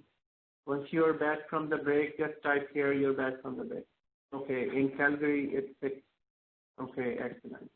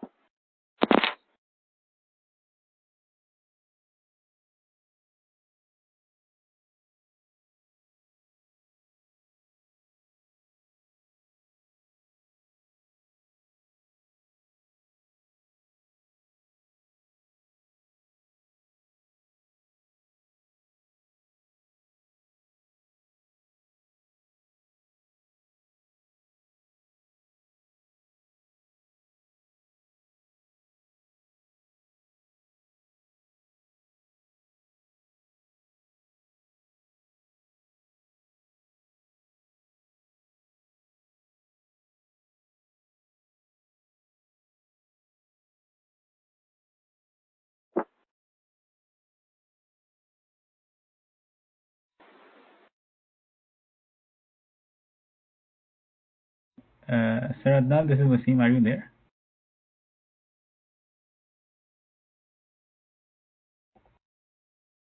Yes, Sachin. अच्छा, do you have a minute? अगर आप busy हैं तो फिर मैं class के बाद बात कर लेता हूँ. नहीं, फाइन, बताएं. अच्छा, मैं ये कह रहा था कि मेरा असल में जो बैकग्राउंड है ना, वो ये है कि आप कनाडा में रहते हैं या कनाडा से बाहर हैं? मैं पहले कनाडा में था, अभी मैं ऑस्ट्रेलिया में. अच्छा, ठीक है. तो मेरा ये सिलसिला है कि मैं यहाँ पे एक रिटेल कंपनी का नाम है लॉबलॉस. इनका शॉपर्स ड्रग मार्ट तो भी। मुझे पता है जी। हाँ तो आई वर्क फॉर लॉबलाज, ठीक है। जी। और जो मेरी एक्सपर्टीज है ना वो है असल में फुजित्सो का जो सेल्फ चेकआउट सिस्टम होता है ना, ठीक है। और फार्मेसी के जितने वर्क स्टेशन उस पर विंडोज 7 या 10 के माइग्रेशन, ठीक है। थोड़ा बहुत नेटवर्क पे भी काम है, लाइक MPLS राउटर या ISP राउटर है, या स्नैप सर्वर लगा हुआ है या डेल के जो इकोलॉजिक सर्वर्स हैं वो हैं, ठीक है। लेकिन जो मेरा कोर है वो है सेल्फ चेकआउट और वर्क स्टेशन, और उसके ऊपर विंडोज के ऊपर काम है। बाकी तो रिटेल एप्लीकेशन में बहुत सारी चीज़ें चल रही होती हैं, तो उस पर ज़्यादातर मैं करता हूँ री इमेजिंग। आप इमेजिंग करते हैं? यस, ज़्यादातर मेरा काम जो है री इमेजिंग का है, और उसके साथ साथ जितनी भी ऑनलाइन ग्रॉसरी है ना इनकी, वो भी ऊपर चल रही है, उसकी कॉन्फ़िगरेशन, उसकी सपोर्ट भी मेरे पास है। ठीक है, ठीक हो गया। ठीक है, तो अब मेरा ये है कि क्योंकि थोड़ा मेरा बैकग्राउंड है, लेकिन अभी मैं जो ना यूँ समझो वॉल की इस साइड पे काम कर रहा हूँ, ठीक है, जो कि मुझे पसंद है, क्योंकि मेरी सारे टिकट्स खुलते हैं तो मैं फिर जाता हूँ और सारी सपोर्ट देता हूँ उनको जा करके ना, ठीक है। ये करने का मेरा मकसद ये है कि मेरे पास माइक्रोसॉफ्ट की एक सर्टिफिकेशन आ जाए, ठीक है। सही है। क्योंकि मैं अभी तो मैं डायनामिक एनवायरनमेंट में काम कर रहा हूँ ना, ठीक है। तो अब मैं चाहता हूँ कि उसको थोड़ा सा जो है कॉन्फाइंड किया जाए, ठीक है, और स्पेशलाइज जो है, क्योंकि विंडोज पे मेरा काम काफ़ी है, ग्रुप पॉलिसी ये वो हर चीज़ पे ही काम कर रहा होता हूँ, ठीक है ना। ठीक है। तो बड़ा मैंने सोचा, तो फिर अमीन भाई से बात की तो मुझे ये कोर्स समझ में आया कि यार ये करके हम स्टार्ट लेते हैं, ठीक है। तो अब जो मेरा आगे, हालांकि मैंने CCNA भी किया हुआ है, ठीक है, ठीक है, ठीक है, लेकिन अब मैं चाहता हूँ कि जो है ना माइक्रोसॉफ्ट में मेरा इंटरेस्ट डेवलप हो गया बहुत ज़्यादा। सही है। ठीक है। तो मैं इसी को लेकर के आगे चल चाहता हूँ कि अगर इसमें कामयाबी हो जाती है तो फिर आदमी क्लाउड के बारे में सोच सकता है कि आगे कुछ काम किया जाए क्लाउड पे। ठीक है।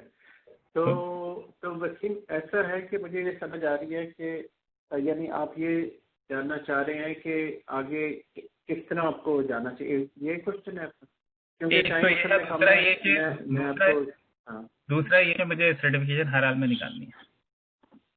ठीक है, वो तो मस्ट है, वो तो फॉर श्योर मस्ट है वो, क्योंकि इंडस्ट्री में जो है ना मैं साइड में भी काम करता हूँ अपना IT का, तो मुझे फायदा है उसका ना, ठीक है। तो सर्वर पे आपने काम किया हुआ है पहले? नहीं, सर्वर को माउंट नहीं करता मैं, ठीक है। ठीक है, सर्वर पे आपने नहीं किया हुआ ज़्यादा काम, लेकिन मैं स्नैप सर्वर वगैरह जो है उसको कॉन्फ़िगर करता हूँ पूरा, ठीक है, सारे स्टेप्स के साथ IP डालना, ये सारी चीज़ें कर लेता हूँ मैं, ठीक है, सही है। लेकिन जो मेजर जो डेल के सर्वर हैं उसके ऊपर फिजिकली काम है मेरा, वैसे मैंने काम नहीं किया। सही है, ठीक है, तो सही है। असल में आजकल जिसने भी क्लाउड में जाना है ना, क्लाउड में, तो उसके लिए सर्वर के ऊपर काम करना बहुत ज़रूरी है। तो आपके पास जितना भी नॉलेज है ना इमेजिंग का और सॉफ्टवेयर का और टिकट्स का और ग्रुप पॉलिसी वगैरह, ये सारे को आप समझ लें कि इसको 4 चांद लग जाएंगे, क्योंकि ये सारा आपका नॉलेज यूज हो जाएगा और आपको सर्वर्स के अंदर ब्लेंड हो जाएंगे, साथ में सर्टिफिकेशन हो जाएंगी, और फिर इजीली आप एजोर और AWS के ऊपर माइग्रेट कर जाएंगे। ठीक है, ठीक हो गया, सही है। बस यही मेरा है कि मैं इसी पे फोकस करना चाह रहा हूँ, ठीक है ना। हालांकि अल्हम्दुलिल्लाह अभी ऐसा नहीं है कि मुझे जॉब स्विच करनी है, I'm more stable, ठीक है ना, तो मुझे वो इशू नहीं है। लेकिन मुझे एक टाइम मिल रहा है, तो मैंने कहा यार इसको भी करके देखते हैं क्या है इसके अंदर ना। नहीं, ठीक है, बिल्कुल सही है, बिल्कुल सही है। ये बल्कि आपकी कॉन्ट्रैक्टिंग को और इससे बेनिफिट बहुत ज़्यादा हो जाए। तो इसी तरह आपको कोई भी कंफ्यूजन हो, कोई भी मशवरा हो, तो आप ट्रेनिंग के बाद भी, मैं यहीं से होता हूँ, उसमें भी हम डिटेल से बात करते हैं। एक्चुअली मैं अभी खुद भी ज़्यादातर सवाल इसलिए नहीं कर रहा हूँ क्योंकि मेरे पास हैंड ऑन है ना, तो डे टू डे बेसिस पे मैं ये सारी चीज़ें कर रहा हूँ। तो लेकिन मेरे पास सवालात हैं, इससे विंडोज 10 में बहुत ज़्यादा इश्यूज आते हैं माइग्रेशन के अंदर, इमेज फेल हो जाते हैं, तो मुझे लॉग्स लेने पड़ते हैं, लॉग्स को मैं सपोर्ट को भेजता हूँ, देन दे डिसाइड कि किस तरह से चीज़ों को। राइट, राइट, ठीक है, कोई नहीं, आप सवाल करते रहे, वो जैसे जैसे ट्रेनिंग के साथ साथ फिर हम उन्हें क्लियर करते रहेंगे। वैसे इसके बाद भी हो तो मुझे कोई प्रॉब्लम नहीं है, उसके बाद भी हम बात करें। चलें, ग्रेट, ठीक है, thank you. Sir this is Mohammed. Sir मुझे भी कुछ सवाल होंगे, तो सर मैं तो बिल्कुल ही स्क्रैच लाइन पे हूँ तो मैं भी आपसे पूछ लिया करूँगा कुछ चीजें, आपसे भी, वसीम साहब से भी, ठीक है? तो जी बिल्कुल, नो प्रॉब्लम, मुझे तो कुछ भी आइडिया नहीं है ना, क्योंकि मैं सिर्फ एक कंपनी के अंदर काम करता हूँ जो कि इंटरनेट प्रोवाइड करती है, राइट? तो बट सेल्स वाली जॉब है, तो अभी ये कि पोजीशन बहुत खराब है, किसी वक्त भी डिपार्टमेंट बंद हो सकता है, आई मीन कुछ भी हो सकता है, but we have to safe side के लिए क्या करना चाहिए क्या नहीं, तो उसके लिए प्रिपेयर कर रहे हैं कि भाई ओके, दुनिया में 10 जिसे कहते हैं कि फ्यूचर जॉब्स जो है उसमें क्लाउड भी है। सो आगे जाके फिर वो मेरे को जानने वाले क्लाउड नेटिव और वो डॉकर्स वगैरह कर रहे हैं, वो फिर बहुत कॉम्प्लेक्सिटी है उसके अंदर, तो बट उन्होंने कहा कि यार पहले ये तो करो, उसके बाद फिर देखना क्या है क्या नहीं। तो लेट्स सी, मैं फिर इसके बाद इंशाल्लाह फिर आपसे बात करूंगा। आप आज ही, आप बाद में रुकिएगा, फिर हम बात करते हैं इसमें डिटेल में इंशाल्लाह सर। ओके सर, ठीक है, okay, thank you. Okay, welcome back after the break, everyone, and please type yes if you're present. If you are present within this meeting after the break, please type yes in the chat window. I need to understand how many people are present. I have yes from Wasim, Ashish, Naveed, Uman, Sayyed, and who else? Okay. Alamgir as well. Okay, very good. So guys, just before the break, we talked about a server, we talked about basic configuration.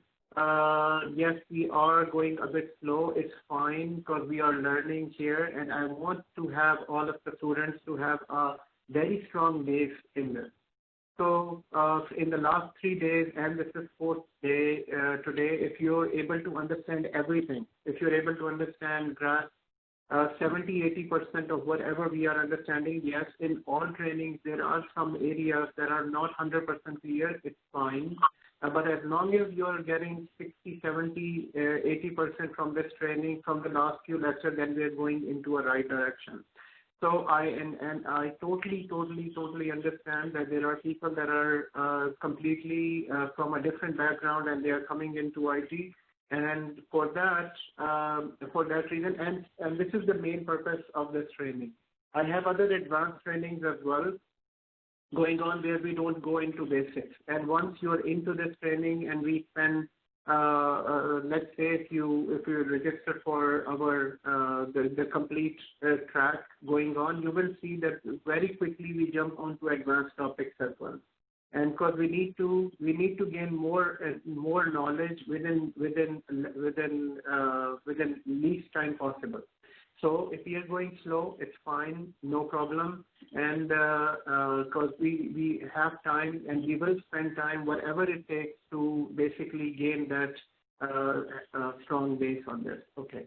So, and if you have any question at all, I love questions, and I love to answer these questions. And whatever question comes into your mind, basic question, how do you log in? I'm stuck in a login. It's not going anywhere, so we can fix it immediately. So the main purpose is to help each other and help the team, and we go as a team. So we talked about basic configuration, initial configuration. We are becoming an expert on a server. So far, what we did, we installed Server 2008. We worked on a server, and we set up some basic configuration here. So even for the people who are who are new in this, who are new to IT, you should be able to configure an IP address.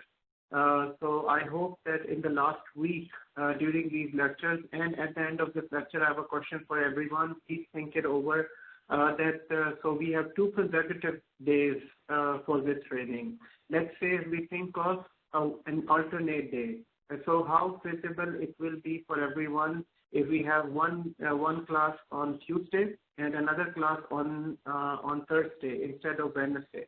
So I have an open slot in alternate days, and basically this will give you a time between completing a lab of Tuesday on Wednesday, and then and get new information on Thursday, and then you can work on. So basically all my other trainings, I do it alternate days, because basically that is more natural to the training instead of 2 consecutive days. Because 2 consecutive days, basically it is too much information, and then there is too much gap between the lectures. So think it over till the end of today. I strongly recommend to have this. Before I didn't have time, but now I have time, and I want to switch this. I want to switch this to Thursday for you. So by the end of this lecture, let me know if anyone has any reservation. So I have Human saying it's okay, Wasim saying it's fine, Muhammad saying it's okay as well. So everyone, let me know that if it is okay. So the timing will be exactly the same. It's not changed, but this will give you more time for the lab in order to catch up between the 2 lectures here. So most of the people are saying okay. Shahbaz is saying okay. Sayyed is saying okay. Alamgir is saying perfect, excellent, very good. So this means that the next lecture won't be tomorrow. It will be on Thursday. But in any case, since we had a schedule, since we set up the schedule, I will let Namin know.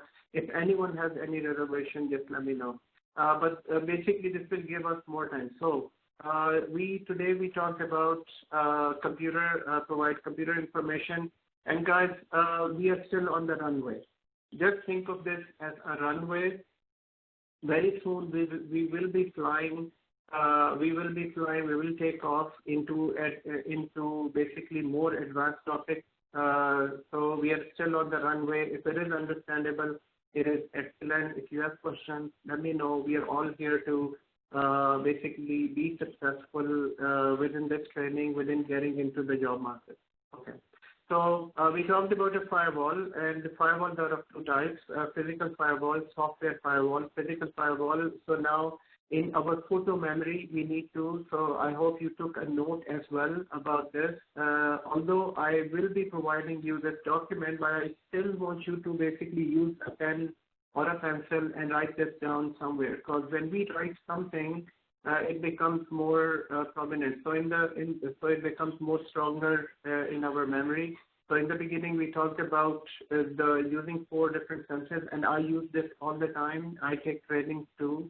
So I write the things down, and I listen, and then I speak it to someone.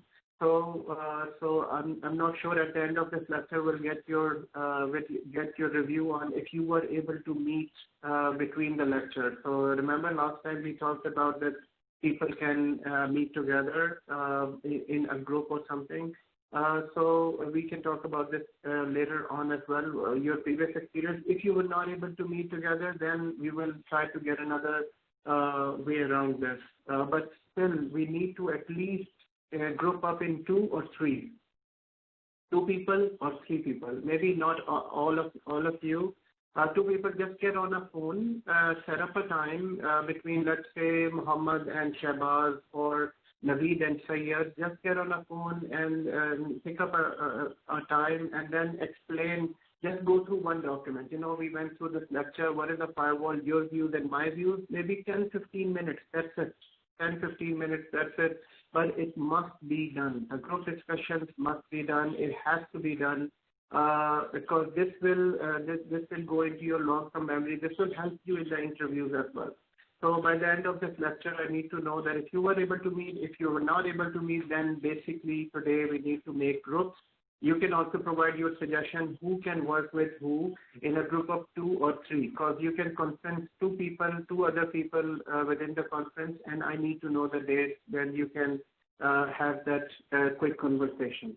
And then we can expand this as well. One person can open a team viewer, 2 other people can see, just complete the lab, 10-15 minutes, done. And we need to now schedule this on more often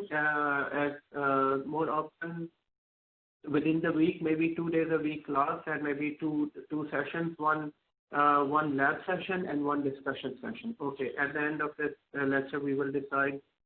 During the lecture, you can make up your own group and let me know. Okay. So we talked about firewalls, 2 types of firewall. This goes into your photo memory. You have also taken notes, and then you will be explaining this later on to each other as well. In order to access firewall, click start. You can start and firewall. So one thing that we now need to understand about a firewall. So so I'm going to write here in a test or training environment. In a test or training environment, we have to disable firewall. We have to disable firewall. So now in a test and training environment, we have to disable the firewall. And why do we need to disable a firewall? Guys, it's exactly for this reason, and I need to explain this. So you might say that why do I need to disable a firewall? It's because in a training environment, we need to work with all traffic. So let's say I have two servers here. So we have server number 1. So what are we trying to understand, everyone? We are trying to understand that why do I need to disable a firewall? So at server number 1, server number 2, and server number 1 has its firewall, and let's say this is a firewall on red. So this has its own firewall, and this has its own firewall. And what is the main purpose of this firewall, and what type of firewall is this? This firewall is basically Windows firewall. And so this Windows firewall is basically monitoring and controlling all the incoming and outgoing traffic. So within a test environment, since we are not connected to internet, there is no connection to internet, we don't have any risk here. So there are no risks involved. But the problem here is if this firewall is working, then it will make our testing more difficult. So for that reason, within our test and classroom environment, we will disable this firewall. So we will go into the firewall setting and we disable it so that we can easily communicate between the two servers. Okay, but in the real environment, we keep it on. We keep this firewall on, or if this firewall is not there, then there might be another firewall that is protecting this computer. Okay, so guys, so for that reason, so this is to understand in a test or a training environment, we will disable the firewall. So this is another configuration that we need to do while we setting up our test lab, and that is that always remember, once the server is built, we go into the Windows firewall and we disable this. So we need to have this in red. So we can go here, turn firewall off, and we will put it off, and this is red now, so this is okay. And here within the Windows firewall, it says off. So why is it off? Because this is a test environment, this is a training environment, and we need to keep it off in order to test everything. We don't want anything to be blocked between the 2 servers or 3 servers that we are working on. For that reason, this has to be off. So among the settings, so whenever you set up a server, guys, number 1, make sure that your time zone is fine, and it is fine. I mean, we never change it. Your IP address is correct. You named it properly. You named the server properly, and then we disable the firewall. And why we disable the firewall? We disable the firewall so that we can have easy communication between the 2 servers. And since this is a test environment, this is why we need to disable the firewall. So now we have these things that needs to be configured. Okay. So now since we are here, we are on the initial configuration tab. And now the next thing here is we will close down this. We don't have to add rows. We don't have to add features. We don't have to enable this. We will do that later on. But at the moment, our work with initial configuration tab is done. And before closing it down, so here we have to disable the firewall. And here, let me write a one-liner for this. In a test or training environment, we disable the firewall to have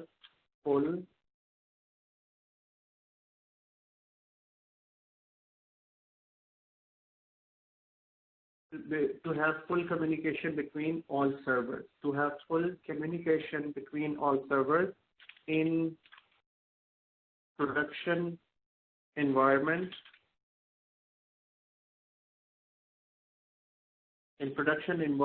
Or real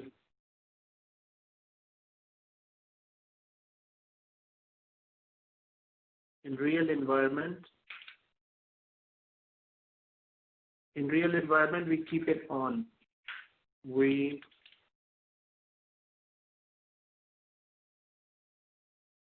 keep the firewall on, right? So we need to remember that. So, but here, always we need to switch it off. So here, I'm going to write here. So within the initial configuration task,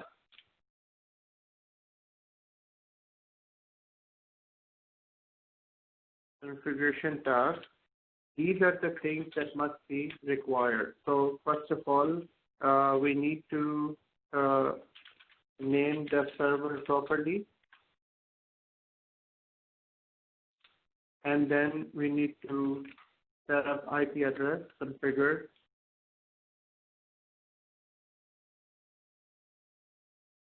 Most of the time, this IP address is provided by our network team. So we don't decide which IP address needs to go.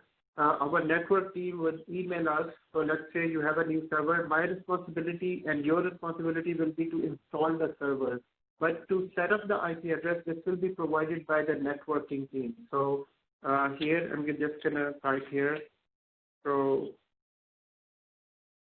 provided by network team. So these two teams, system admin team and network team, both work very closely in all organizations. In medium to large organization, in medium-sized organization, there will be one person dedicated as a network engineer and one person dedicated as a system engineer. In large organizations, there will be a full team of network engineers and full team of system engineers. So, but providing IP address is a responsibility of a networking team. So here, but later on we will go into more details about IP address. For now, consider that this unique IP address is provided and we set it up. So we are saying next time when you install a server, this is mandatory. Every time, everyone will provide a proper name the server properly, and then set up the configure IP address and disable firewall. So always disable firewall. Disable firewall. So and if you are asked why you are disabling the firewall, the answer is very simple. That this is a test and training environment. Test and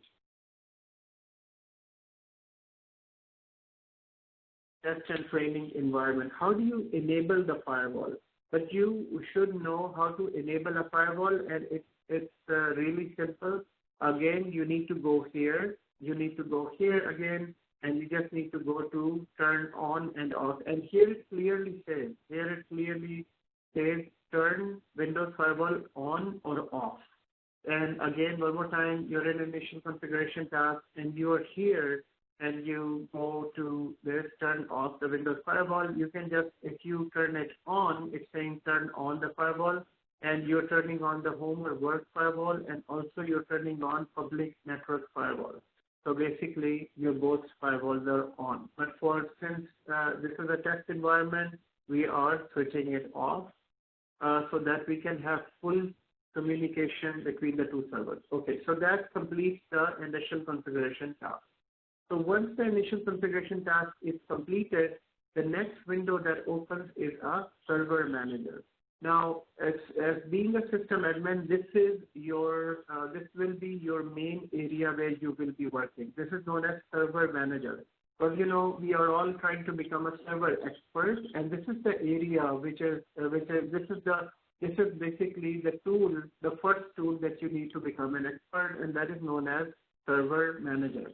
So I'm going to close this down, and I'm going to show you that how to open this whenever you need it.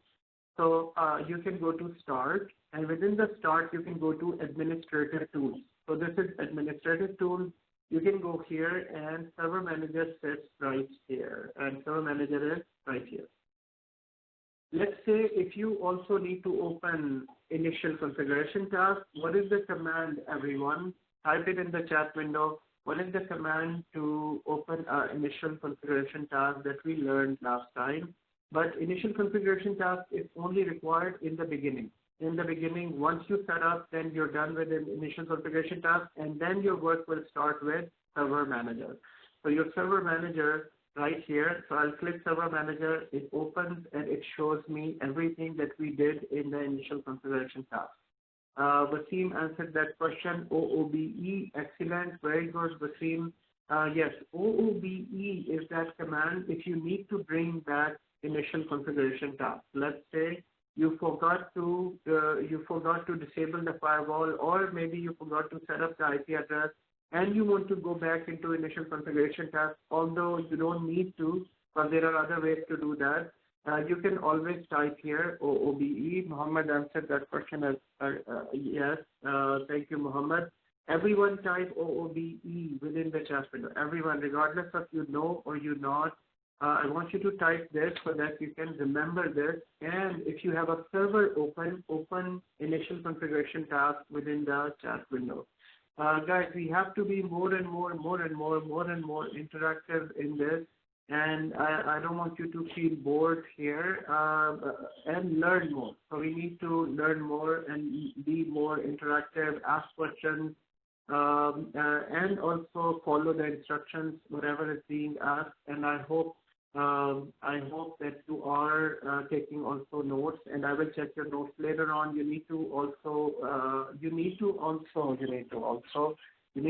share with me your notes, everyone. Think of this.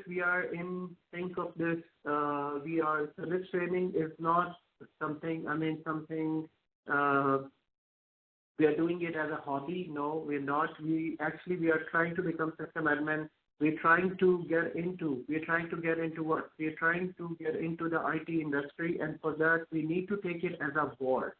This is a war, and in the war we have to have that excitement. We have to have that. What is the best word in English for Josh? We need to have that. That's something. Okay. Passion. So I'm thinking. Passion, courage. Exactly. Everyone, we need to have that passion. And think of this: we are in a war. You're in a war against thousands and thousands of system admin, and we need to jump over them in order to get into the market. So I need to understand. I need to get that back from you as well. I need to see your notes. I need to see your labs. I need to see that you're making that extra effort on this. So group discussions, conference call, quick lab, 10 minutes, 15 minutes. I want you to record this and share it with me.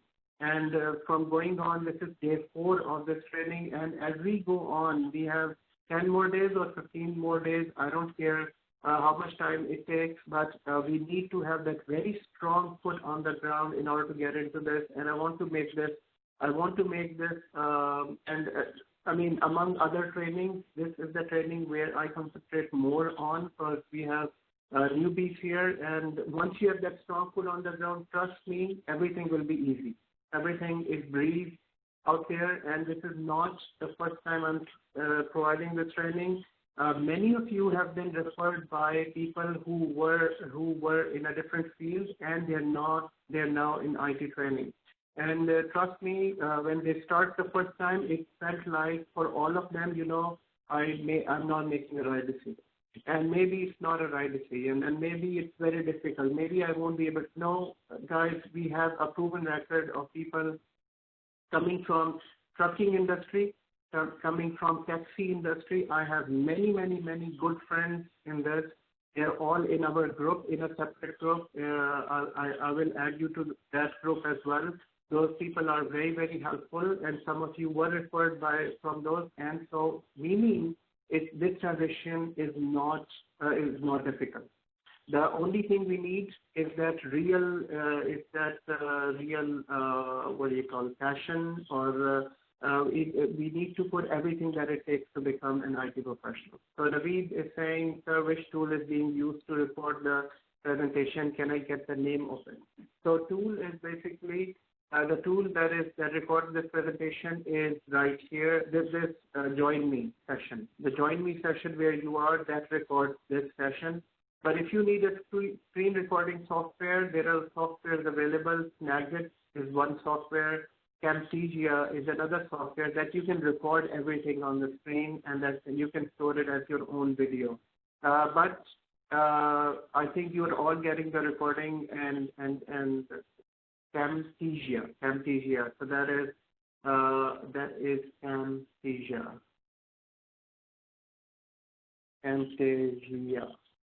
So this one. So this is the software with which you can do a screen recording, and you can use it. Or there is another software called Snagit that can help. That I do my own screen recording on this. That is called Snagit. Okay. So guys, with this, let's continue. Do not think that we are not falling behind. We are not. We are right on schedule. We are learning a lot here, and very soon we will be taking off as being system admin, which means that we will be working on Server 2008, Server 2012, 2016 at the same time. Okay. So here we have provide the following tasks to configure the software. Initial configuration task can be opened with OOBE. It's done. And now we are on Server Manager. On the Server Manager, first of all, to confirm all of the settings, it shows us the right computer name. If this name is not shown properly, it means that you haven't configured the initial configuration task. So which means, let's say, if this is my second server right here, so this is my server 1 and this is my server 2. So in this training, we will be working on two servers, so server 1 and server 2. And server 2 is ready to be configured. So here what it did, I provided, remember that in the beginning I started this setup, and we started the setup, and then we just left it as is, and that it automatically installed the server. It automatically installed the server. We should all be server installer experts.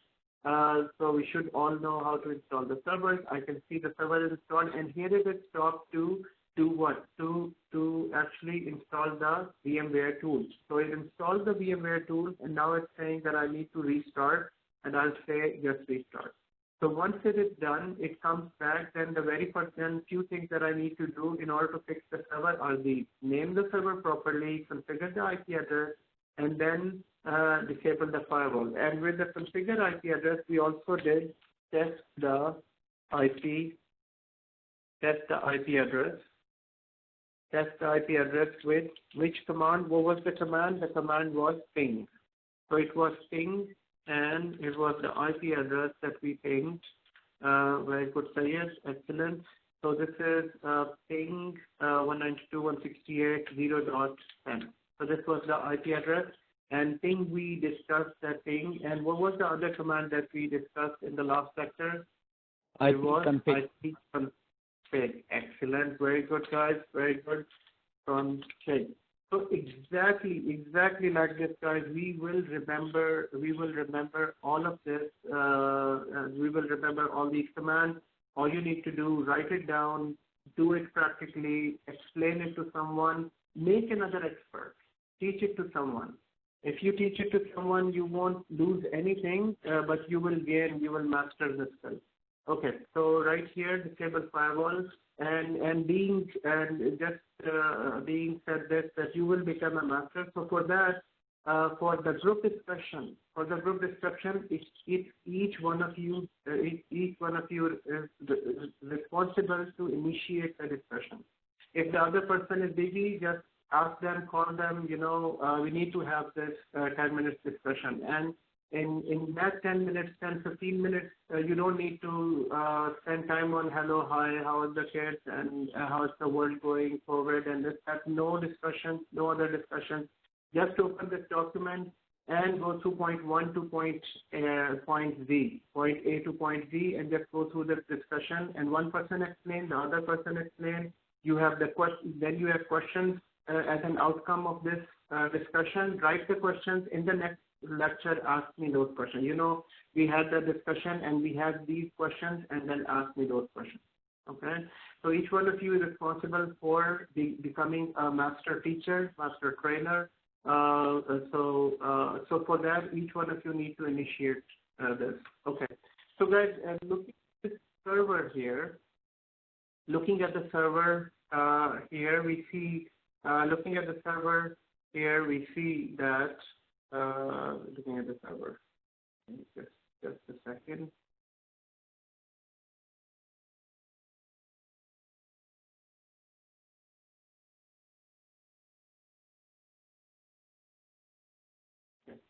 So looking at the server here, this is my server 1. It shows the proper name. It shows workgroup. We will go on to this in a moment. We set up the IP address, and remote desktop is disabled. We have remote management is enabled, and we will go through all this. And the main thing, the firewall is off. So on this screen, it shows firewall is off, and also what we did, we also did the download updates only, use Windows updates. So we downloaded, we said to download the updates only, and we're not installing them, okay? And here it says on the administrator, and this one is enabled here, okay? And on the other server, nothing is configured. So on the other server, nothing is configured. You can see there is no IP address, there is no server name, obviously, because this is installed new. And if I close this, open server manager, here it shows me nothing. So this is an example of unconfigured server, not configured server, whereas this is an example of configured server. So whenever you install a server, make sure that server is configured properly. So I'm going to do this right from here.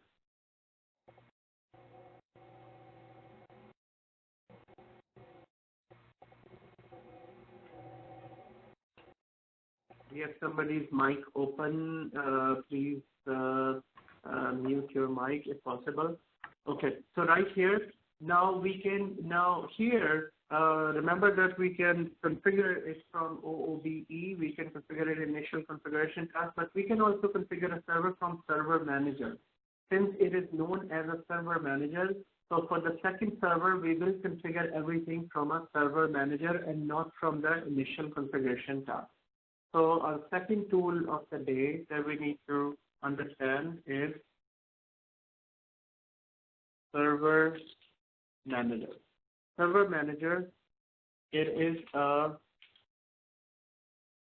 administrative tool. It's an administrative tool to manage the server. And system admin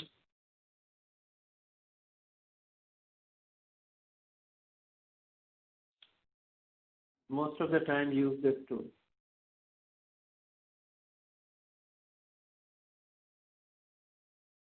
Most of the time, system admin most of the time use this tool.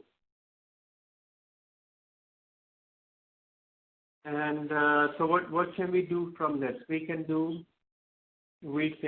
do everything that we configured from initial configuration task. So now we will use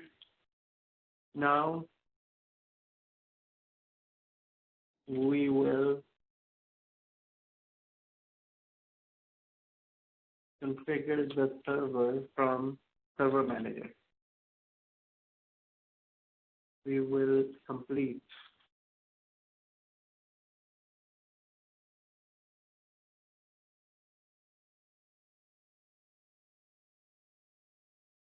server manager. Okay, so we need to understand, we need to know how to do this as well from a server manager. So let's do this. So in a server manager, once you are in a server manager, first of all, I need to set up this name. I need to fix the name, and that needs to do from change system property.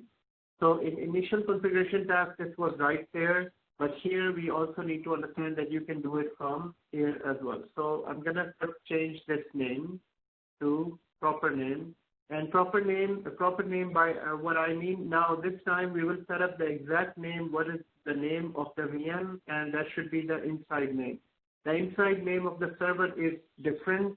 It's not proper because this was a random name provided by Microsoft when we installed the server. So when you install a server, this is just a random name that is provided to by Microsoft. So we need to change it to this name, Net Plus Server 02. So I need to rename it to Net Plus Server 02. So I can go here, and this is exactly the same screen where it's just that we clicked on change system settings instead of changing the computer name. So, I mean, as a comparison, I can show it to you on OOBE. On OOBE, it was provide computer name and domain, right?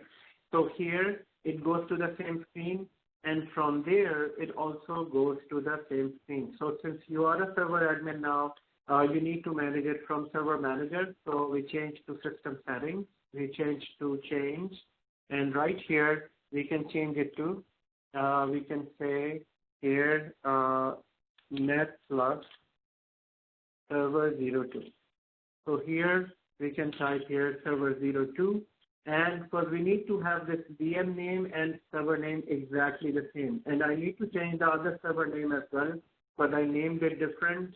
But here we need to change it to this one. So server name. I mean, you can name it. Remember that we also talked about naming convention of a server. The first, it should start with the organization name, and then the role of the server, and then the number of the server. All organizations, they follow their own naming convention, but here we are following organization name and server role and number. So here I'm just gonna press OK. Click OK. So whenever you change a server name, what happens is it restarts. So server will be restarted. So restart the server.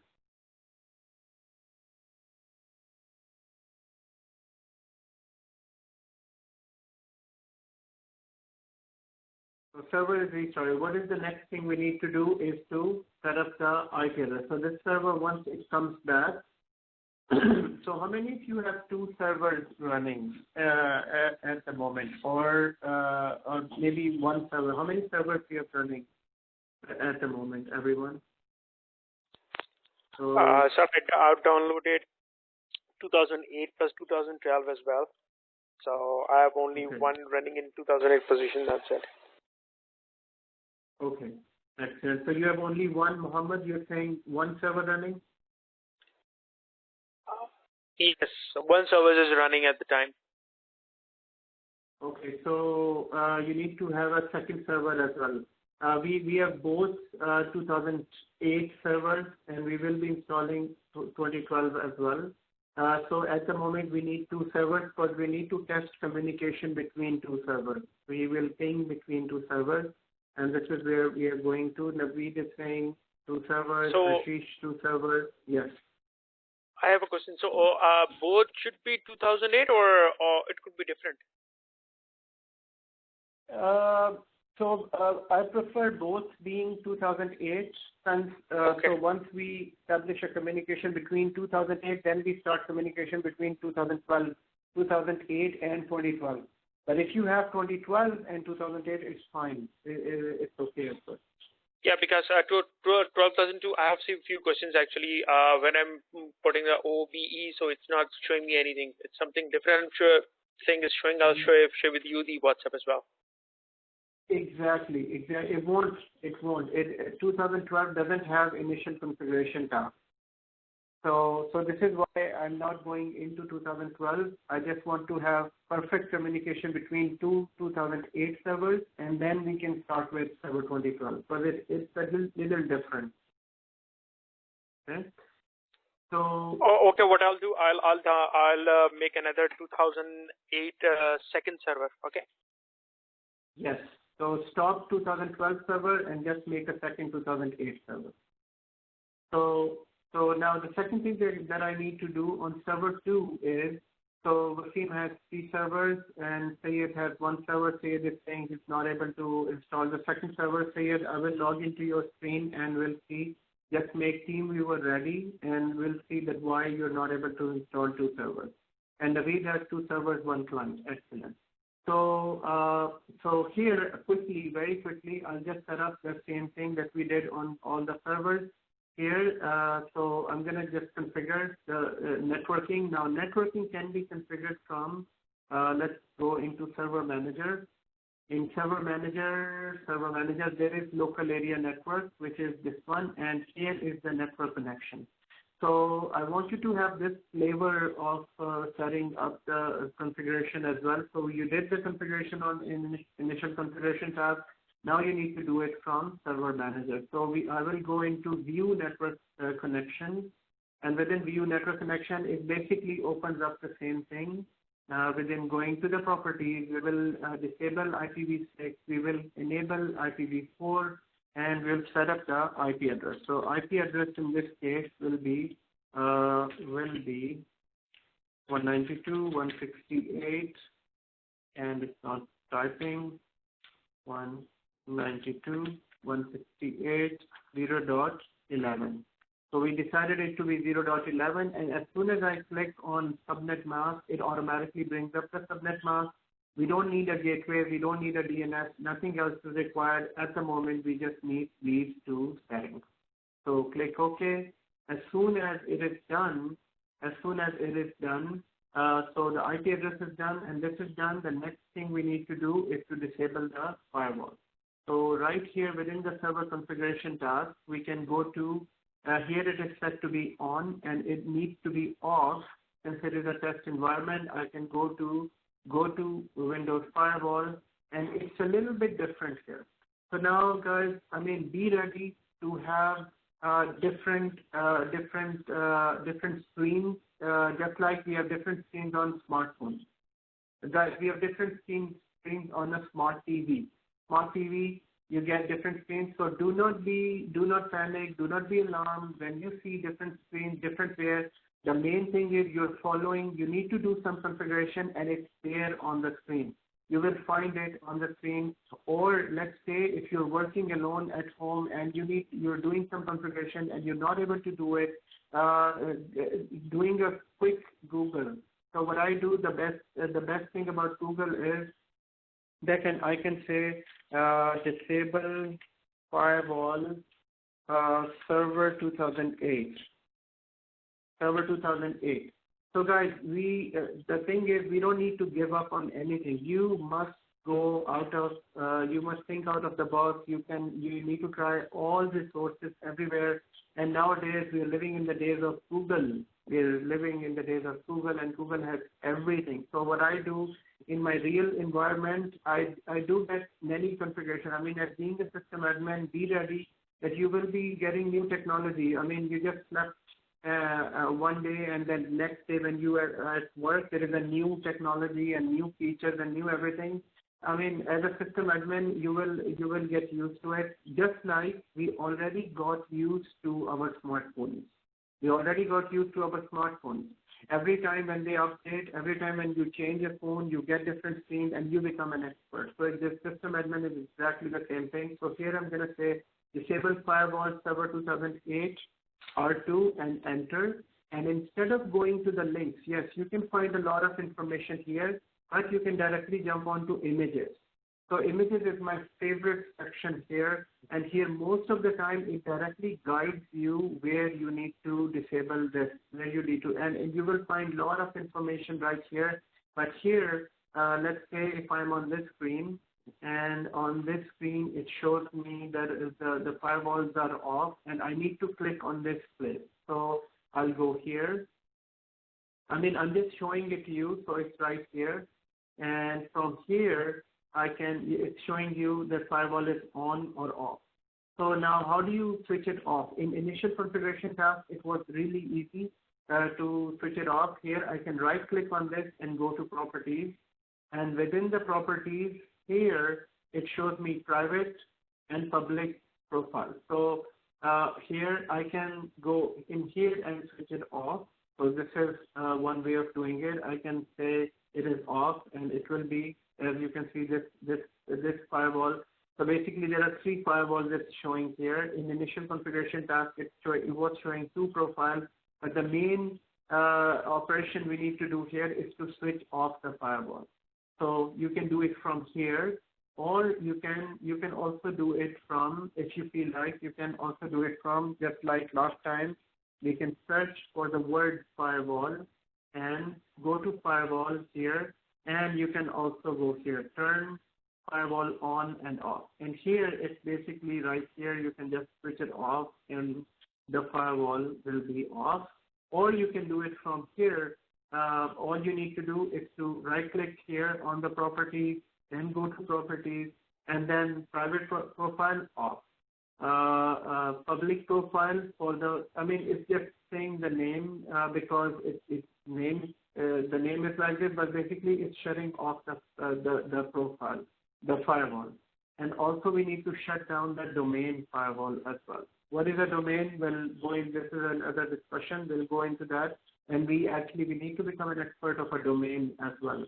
But for now, our main thing was to disable the firewall. So I'm going to just go back to the server manager screen one more time here. Guys, every day we are learning some new things, and this is being recorded. You can watch the recording and skip to the level, skip to where you want to go. And I think within the recording, when you're watching the recording, you can also speed up the video as well. So here the name is changed, the IP address is changed, and the firewall is off. The firewall is off here. So look at the firewall is off. Now I have server 1 and server 2 ready to communicate with each other. Server 1 IP address, so here I'm on server manager, and let me check here one more time. The server manager, the server name is different. Server name, we need to have the same server name as this server name. Actually, I need to move this here. So I have this folder. You can, in VMware, you can make folders as well. For example, I just made a folder of system admin fast track 16. I have another one, this one, another folder, and this has these servers. So you can, if you have many servers, you need to make 2 labs in your computer. You need to make a class lab and a home lab. So in VMware, you can just right-click on computer, right in computer, and just say class lab. And you can also make a home lab. Guys, how many of you have two screens with you? How many of you have 2 screens with you? I think most of you have 2 screens. But if you have a laptop and a monitor, that will be excellent. Always. Working on a small tablet will be a bit difficult for you. But if you have a laptop, on the laptop you can watch the presentation, and on the lab you can quickly do simple steps like these. So just like I just showed you, create 2 folders on this. So you just right-click. If the lab is open, you can directly go here and open it. Naveed is saying your presentation is on laptop, mine working on the monitor. Excellent, yes. Naveed, my presentation is also on the monitor. So I have a 2 monitor setup here. So it's on the monitor. Yes, you can have it on the monitor, because this makes it convenient. This makes it very convenient. Nowadays you can get, I think, over KGG or these websites, you can get a monitor from others, maybe $30-40. It won't, but it will make your training life and rest of your life easy with the computer. With computers, if you have a second screen. You cannot always use a full TV. You can connect a TV to your laptop, but that won't be that convenient, because at this prime time, your kids and others, they might be watching TV, they might be using it, but for the training purpose, have a second screen. Okay. So here, before I can start communicating between the 2 servers, guys, so let me type here the plan. So we have half an hour to go with this more, but okay. So let me try to configure the 2 servers here. So server 1 and server 2. Before I can start communication, I need to 100% make sure that my basics are correct, my server names are correct, and so I have these 2 servers here. Looking at this, I have server number 1, server number 2, and these both servers, I can say, so these both servers. So server number 1, let me check server number 1 first. Server number 1 and the name of the server. Server number 1 and name of the server is not correct, so I need to correct this. I will correct this because the outside name and inside name should be exactly the same, just for company standards. Because guys, when we build these servers in companies, in large companies, Rogers, Dell, there are server guidelines that we follow. We follow specific guidelines to make server. We don't just randomly install servers. There is a booklet, maybe 2 or 3 pages booklet where we follow and consider this as a server guideline that the inside name and outside name will be exactly the same. So outside name is server net plus server 01. So here it says net plus DC01. So I need to change this to exactly the same. So I will change this here, server, and we know that when we change the server name, it will restart. So it's fine, no problem. I will change it to server 01. Why I am doing this? Technically, there is no issue. I mean, even if I don't change this name, it won't technically it won't affect. Both servers can communicate with each other, but just for the sake of standard. So just for the sake of standard, I need to standardize all the configuration. So server name, let's check the second server while this server is starting up. I can check the second name, second server. Server name is fine. It's both exactly the same. IP address is 11, and it's the first 3 letters should be exactly the same as the other server. So this other server is starting up, and it's up. So here, so it's logged in. Okay.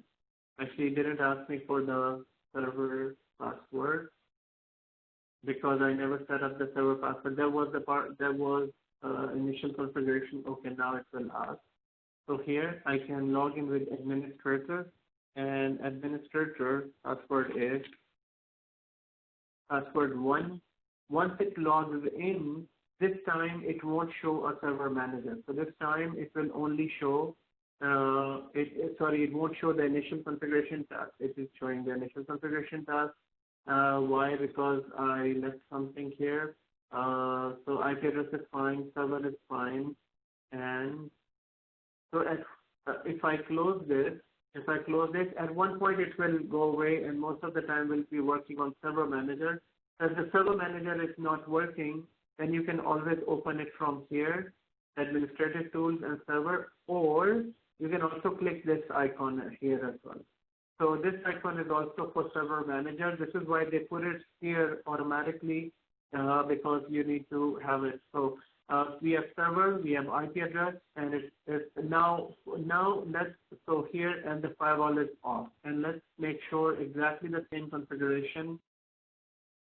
Here, server name, server IP address, and the firewall is off. Okay, so these 3 things we need to make sure. Now we will see that if these both computers can communicate with each other. So let's type here. So now complete the initial configuration task from server manager. So we did that, and so here make sure 2 servers are properly configured. So what did we make sure? We made sure server name. So this is, I'm writing here again, so that before communication, you need to make sure server name. Secondly, IP address. Make sure IP address is there and IP address is proper. So server 1 should have an IP address of 192.168.0.10,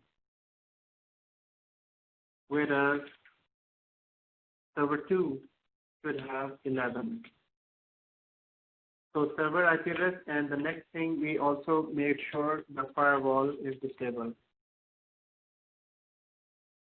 Firewall is disabled. And now to test the communication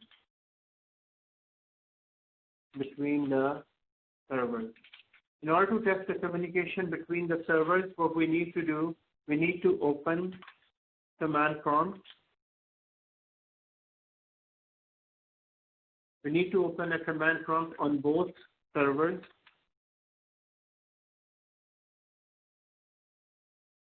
Open command prompt on both servers and use ping command. So use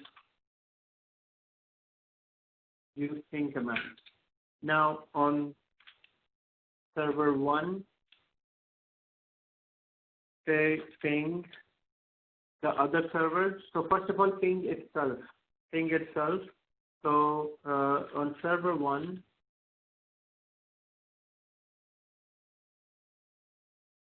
so this is how we need to test the configuration. On server 1, first of all, ping itself.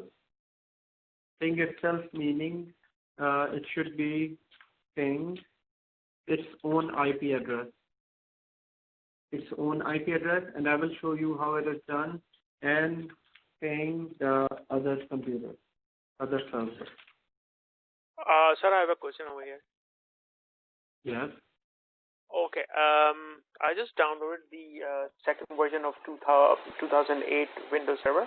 So I changed the internal name, but how can I change the outer name of the server actually? So yes, yeah. this is yeah. So you know, this is I wanted to avoid changing name of this site. You know, this site, you're asking that how to change this one.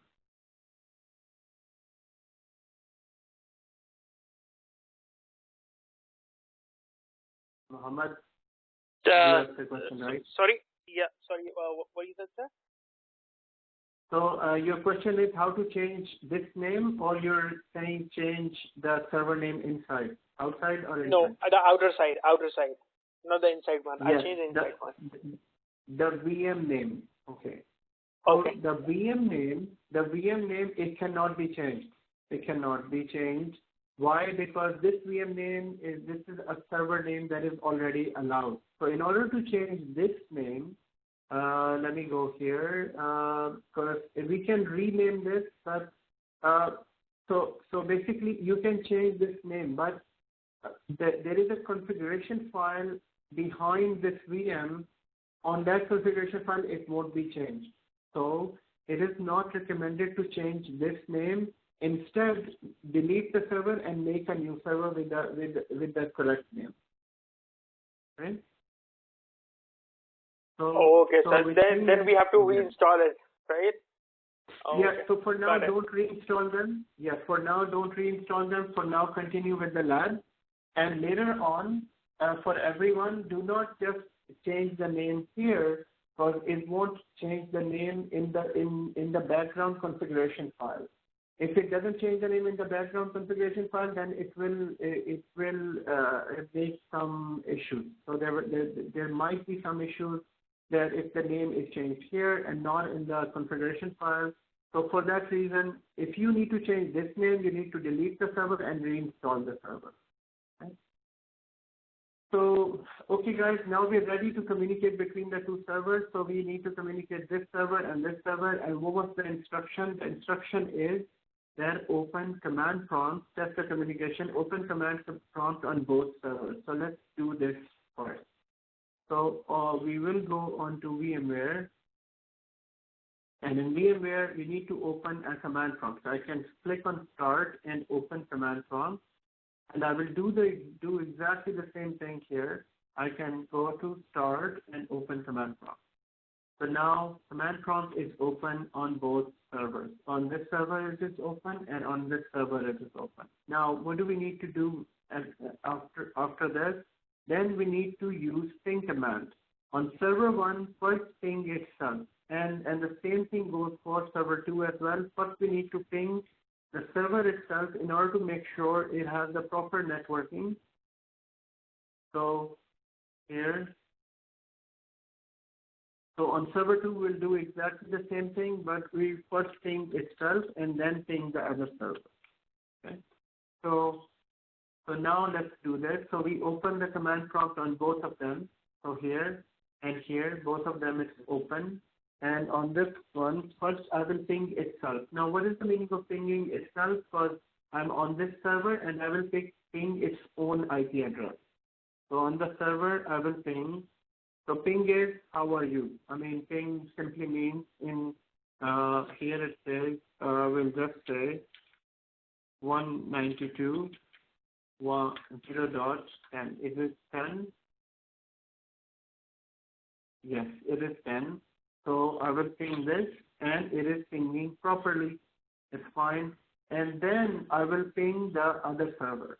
So then I will ping the other server. So here you might need to do a little bit of troubleshooting because sometimes it's not able to ping the other server. So if it is able to ping the other server, it means that everything is okay. The two servers are properly connected. So here it's pinging the other server too. So how do you know if it's not pinging the other server? It won't be pinging the other server if you use incorrect, let's say it will be something like this. So it will stay here and then it will say destination host unreachable. Or maybe it might say some other error message. So this will be an error message, but if you're getting reply from and no. Yes. If you're getting reply from, then it will be fine. Adnan, I have a question. Yes. Go ahead, please. For this explanation, TTL or byte time, they could ask in the interview question, kind of like that, or not? They won't. Actually, they expect that you do understand. So and actually, this is very logical. It's just saying that I got a reply from 10, this IP address, and what did I do? I sent 32 bytes. So basically, when you need to communicate with someone, you need to send some information. So it sent this 32 bytes, and the time it took to reach to this other IP address is 1 millisecond. And TTL is time to live. Time to live is that how much time it can. I mean, let's say if it would have not been able to reach the other side, then what was the expiry of that? It was 128. So if it is 32 bytes sent, and the main thing in this is to look at the time. How much time it took to reach to the other side? Less than 1 millisecond, which means that it is correct. So it's not difficult to understand, Human. It's really easy. It's right here. It sent 32 bytes. It took 1 millisecond, and that's it. And TTL is time to live. If it would have not been able to reach the other side, the maximum it will try is for 128 milliseconds. So time to live was that. Okay. So. And sorry, how about it, we have packetting sent. It's just for the network side. Send for, receiving for. Can you repeat your question, please, one more time? Sorry, just I asked for the second part. Ping statics for 192.168.0.10 packet sent for, receiving for.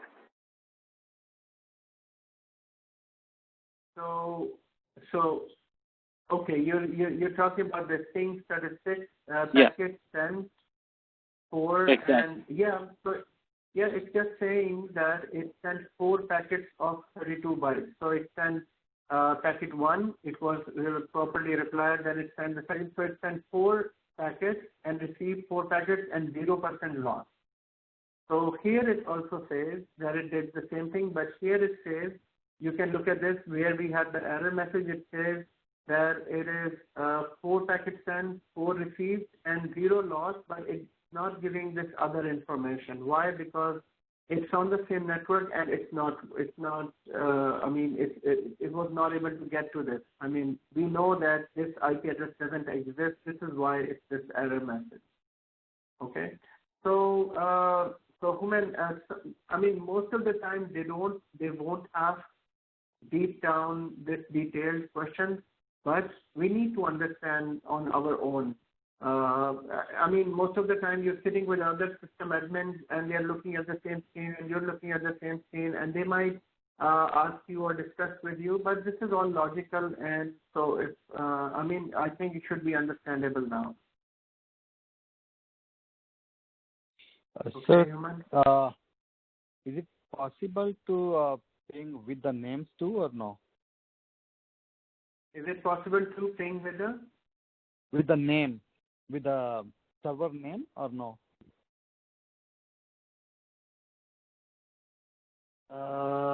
Okay.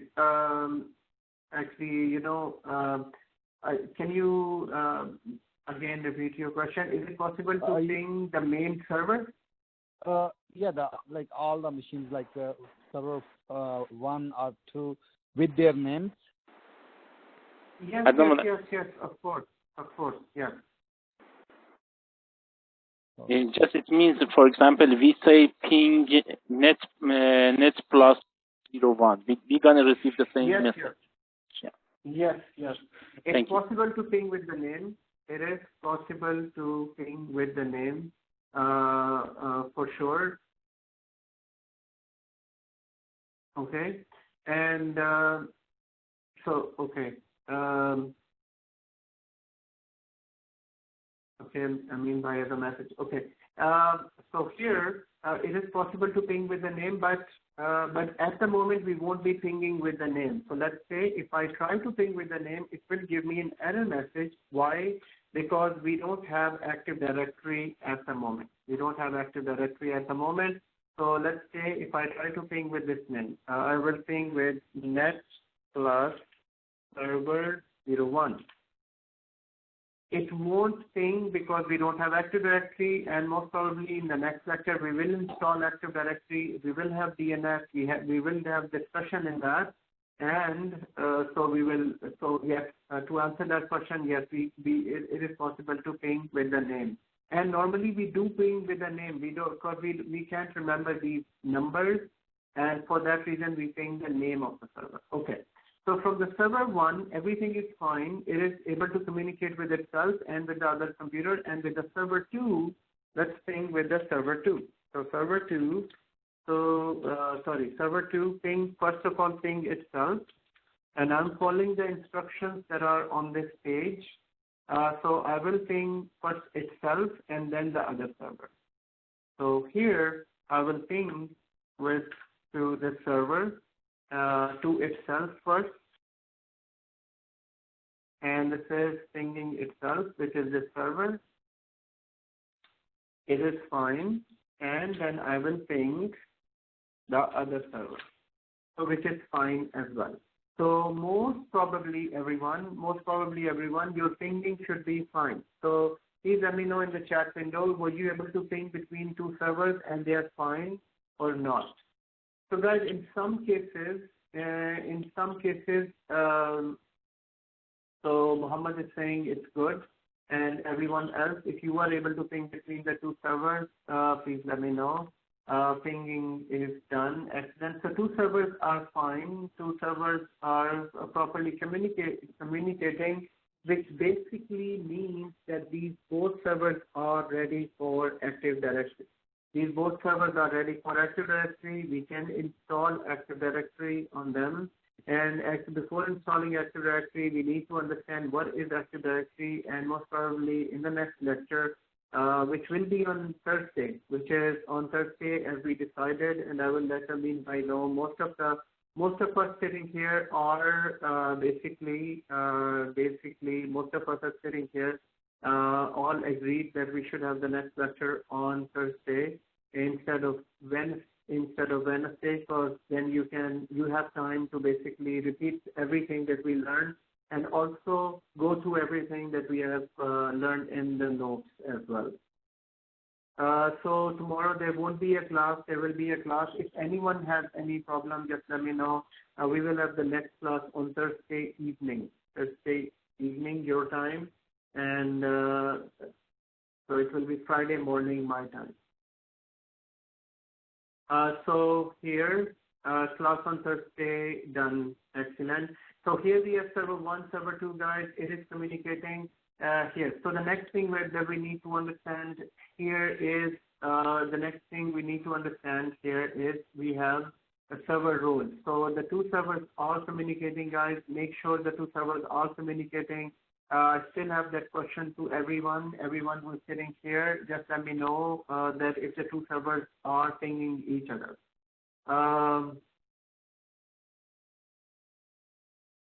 Yes, Wasim is saying that Amin Bhai should post. I think Amin Bhai is here listening, and after the class I will discuss with him as well, and he can share it in the group as well.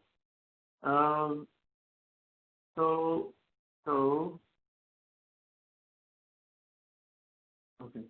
Yes, we can. Sure. I have another question. Sorry about that. Do we have any time sheet? How many sessions left and which subject we're gonna work on that one in this class we have? We have what? Sorry. We have. You mean the course content? Yeah, exactly. When gonna be finished? So when we are gonna finish this? So Human, the thing is, this is a workshop. This is Active Directory workshop. Main thing here is I have a course content. I have the set of slides as well. But mostly we are actually covering everything in this that is required for this training. Okay? And that involves, I can share with you guys the slide as well and the course index, just for understanding. Okay. Thanks. You're welcome. Okay. So here we have server 1, server 2 communicating. Okay. So the next thing what we need to understand is are this side. Before we can finish for today, let's quickly go through this. So here under server manager, we have something called roles, and the roles in a server are 17. So we have roles, then we have features, then we have diagnostic, we have configuration, we have storage. So under features and roles, we will discuss in the next lecture, but here diagnostic is basically just diagnostic. It gives you an overall performance of the server.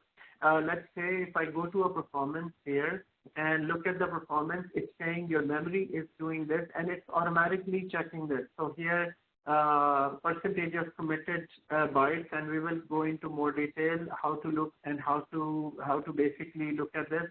I mean, this performance is the detailed performance, but if you go to Task Manager, remember Task Manager where we can quickly have a look at how server is doing, which is this one performance. Here, it's most of the time we look at this.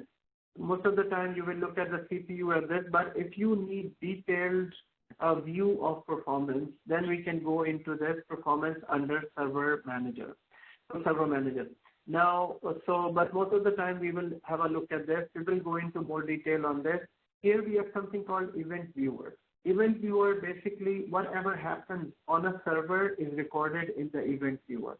So basically this is the place where it shows us if there are any critical events, if there is anything that we need to fix, or if there is any error message that needs to be done.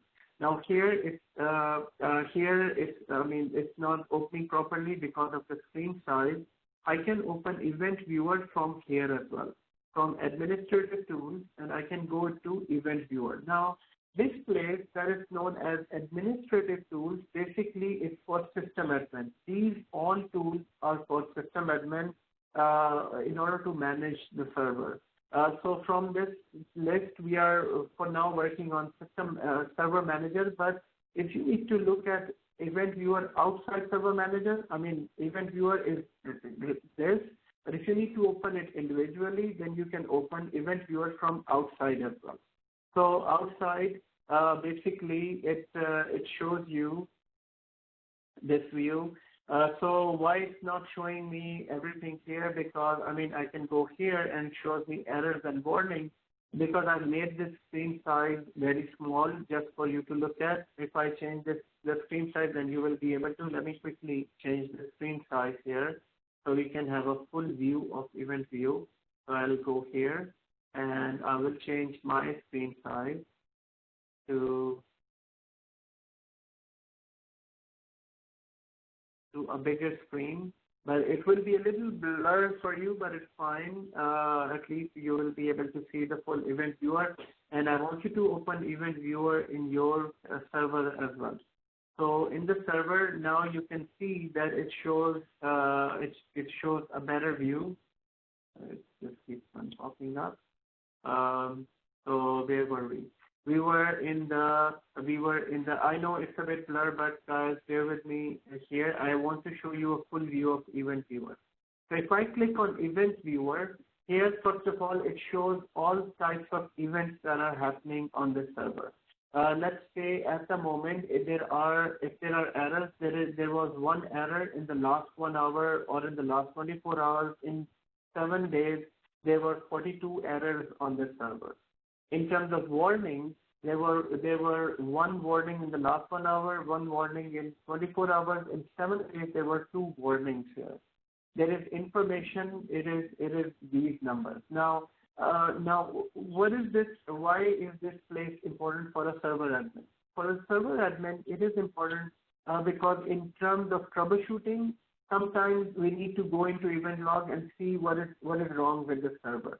Let's say starting with server information. Information is anything that is happening on the server. Let's say this event. If I click on one of the events here, it just shows me this is an information event. And here it shows us the details. So here it shows me there are 4 information events, the time and date when this event was occurred. I mean, in other words, this is just the log. This is just the log, what is happening on the server.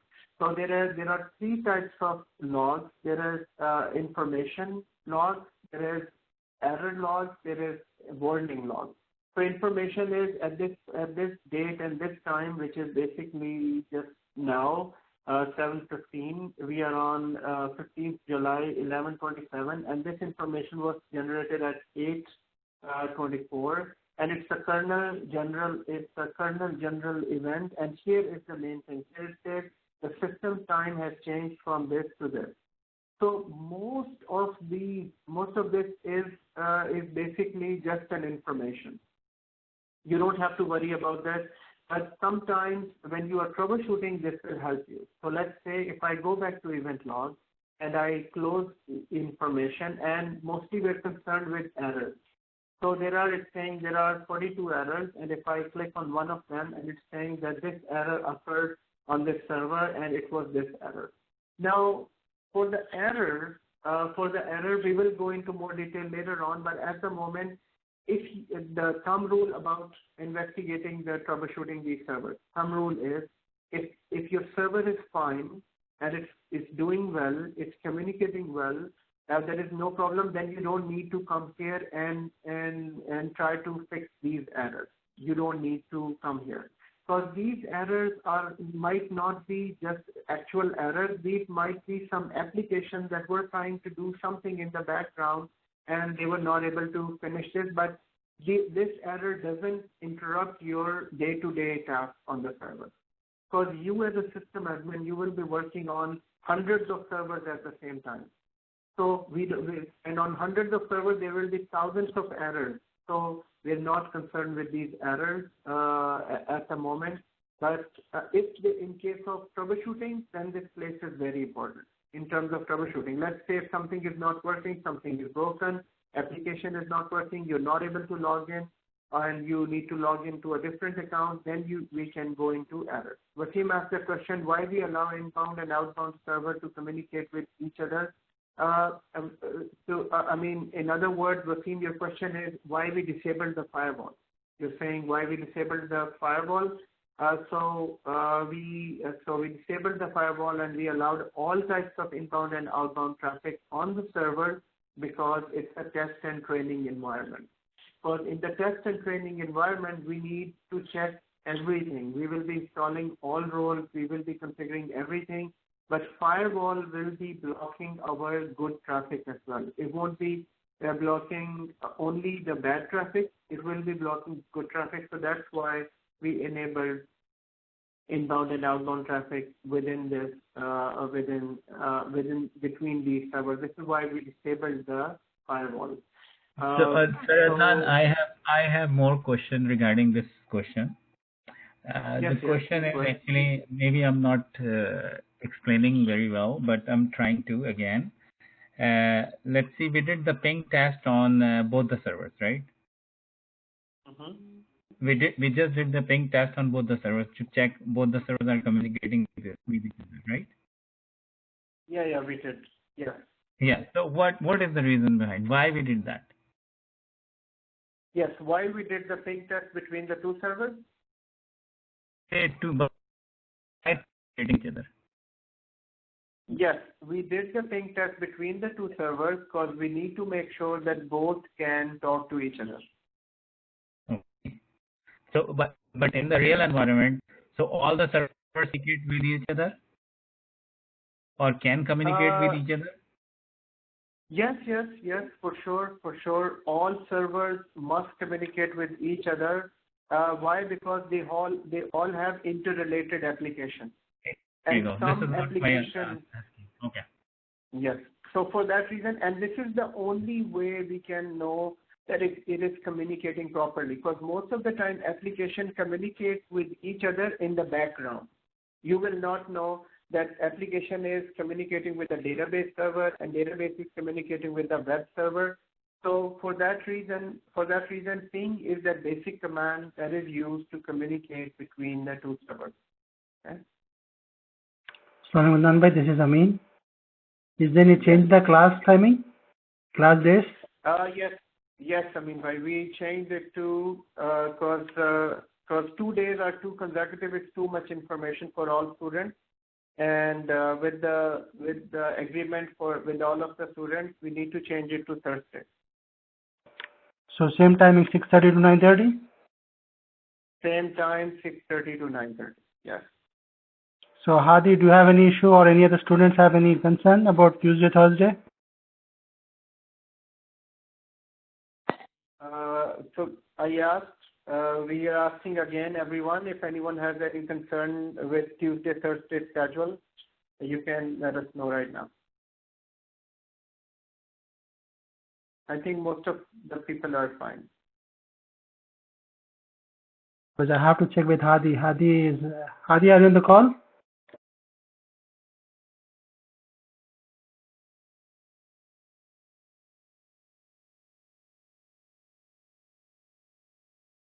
Where is Hadi from? Where is he connecting from?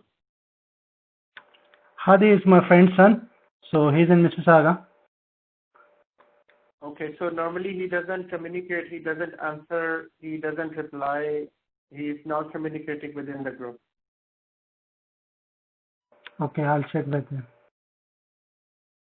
Because he's doing a diploma course from, I believe, Humber or Seneca College. Okay, it's fine, but he needs to basically reply, because last time I asked, he was not there. Okay, so meanwhile you can check with him, but I think the best way for this class is Tuesday and Thursday.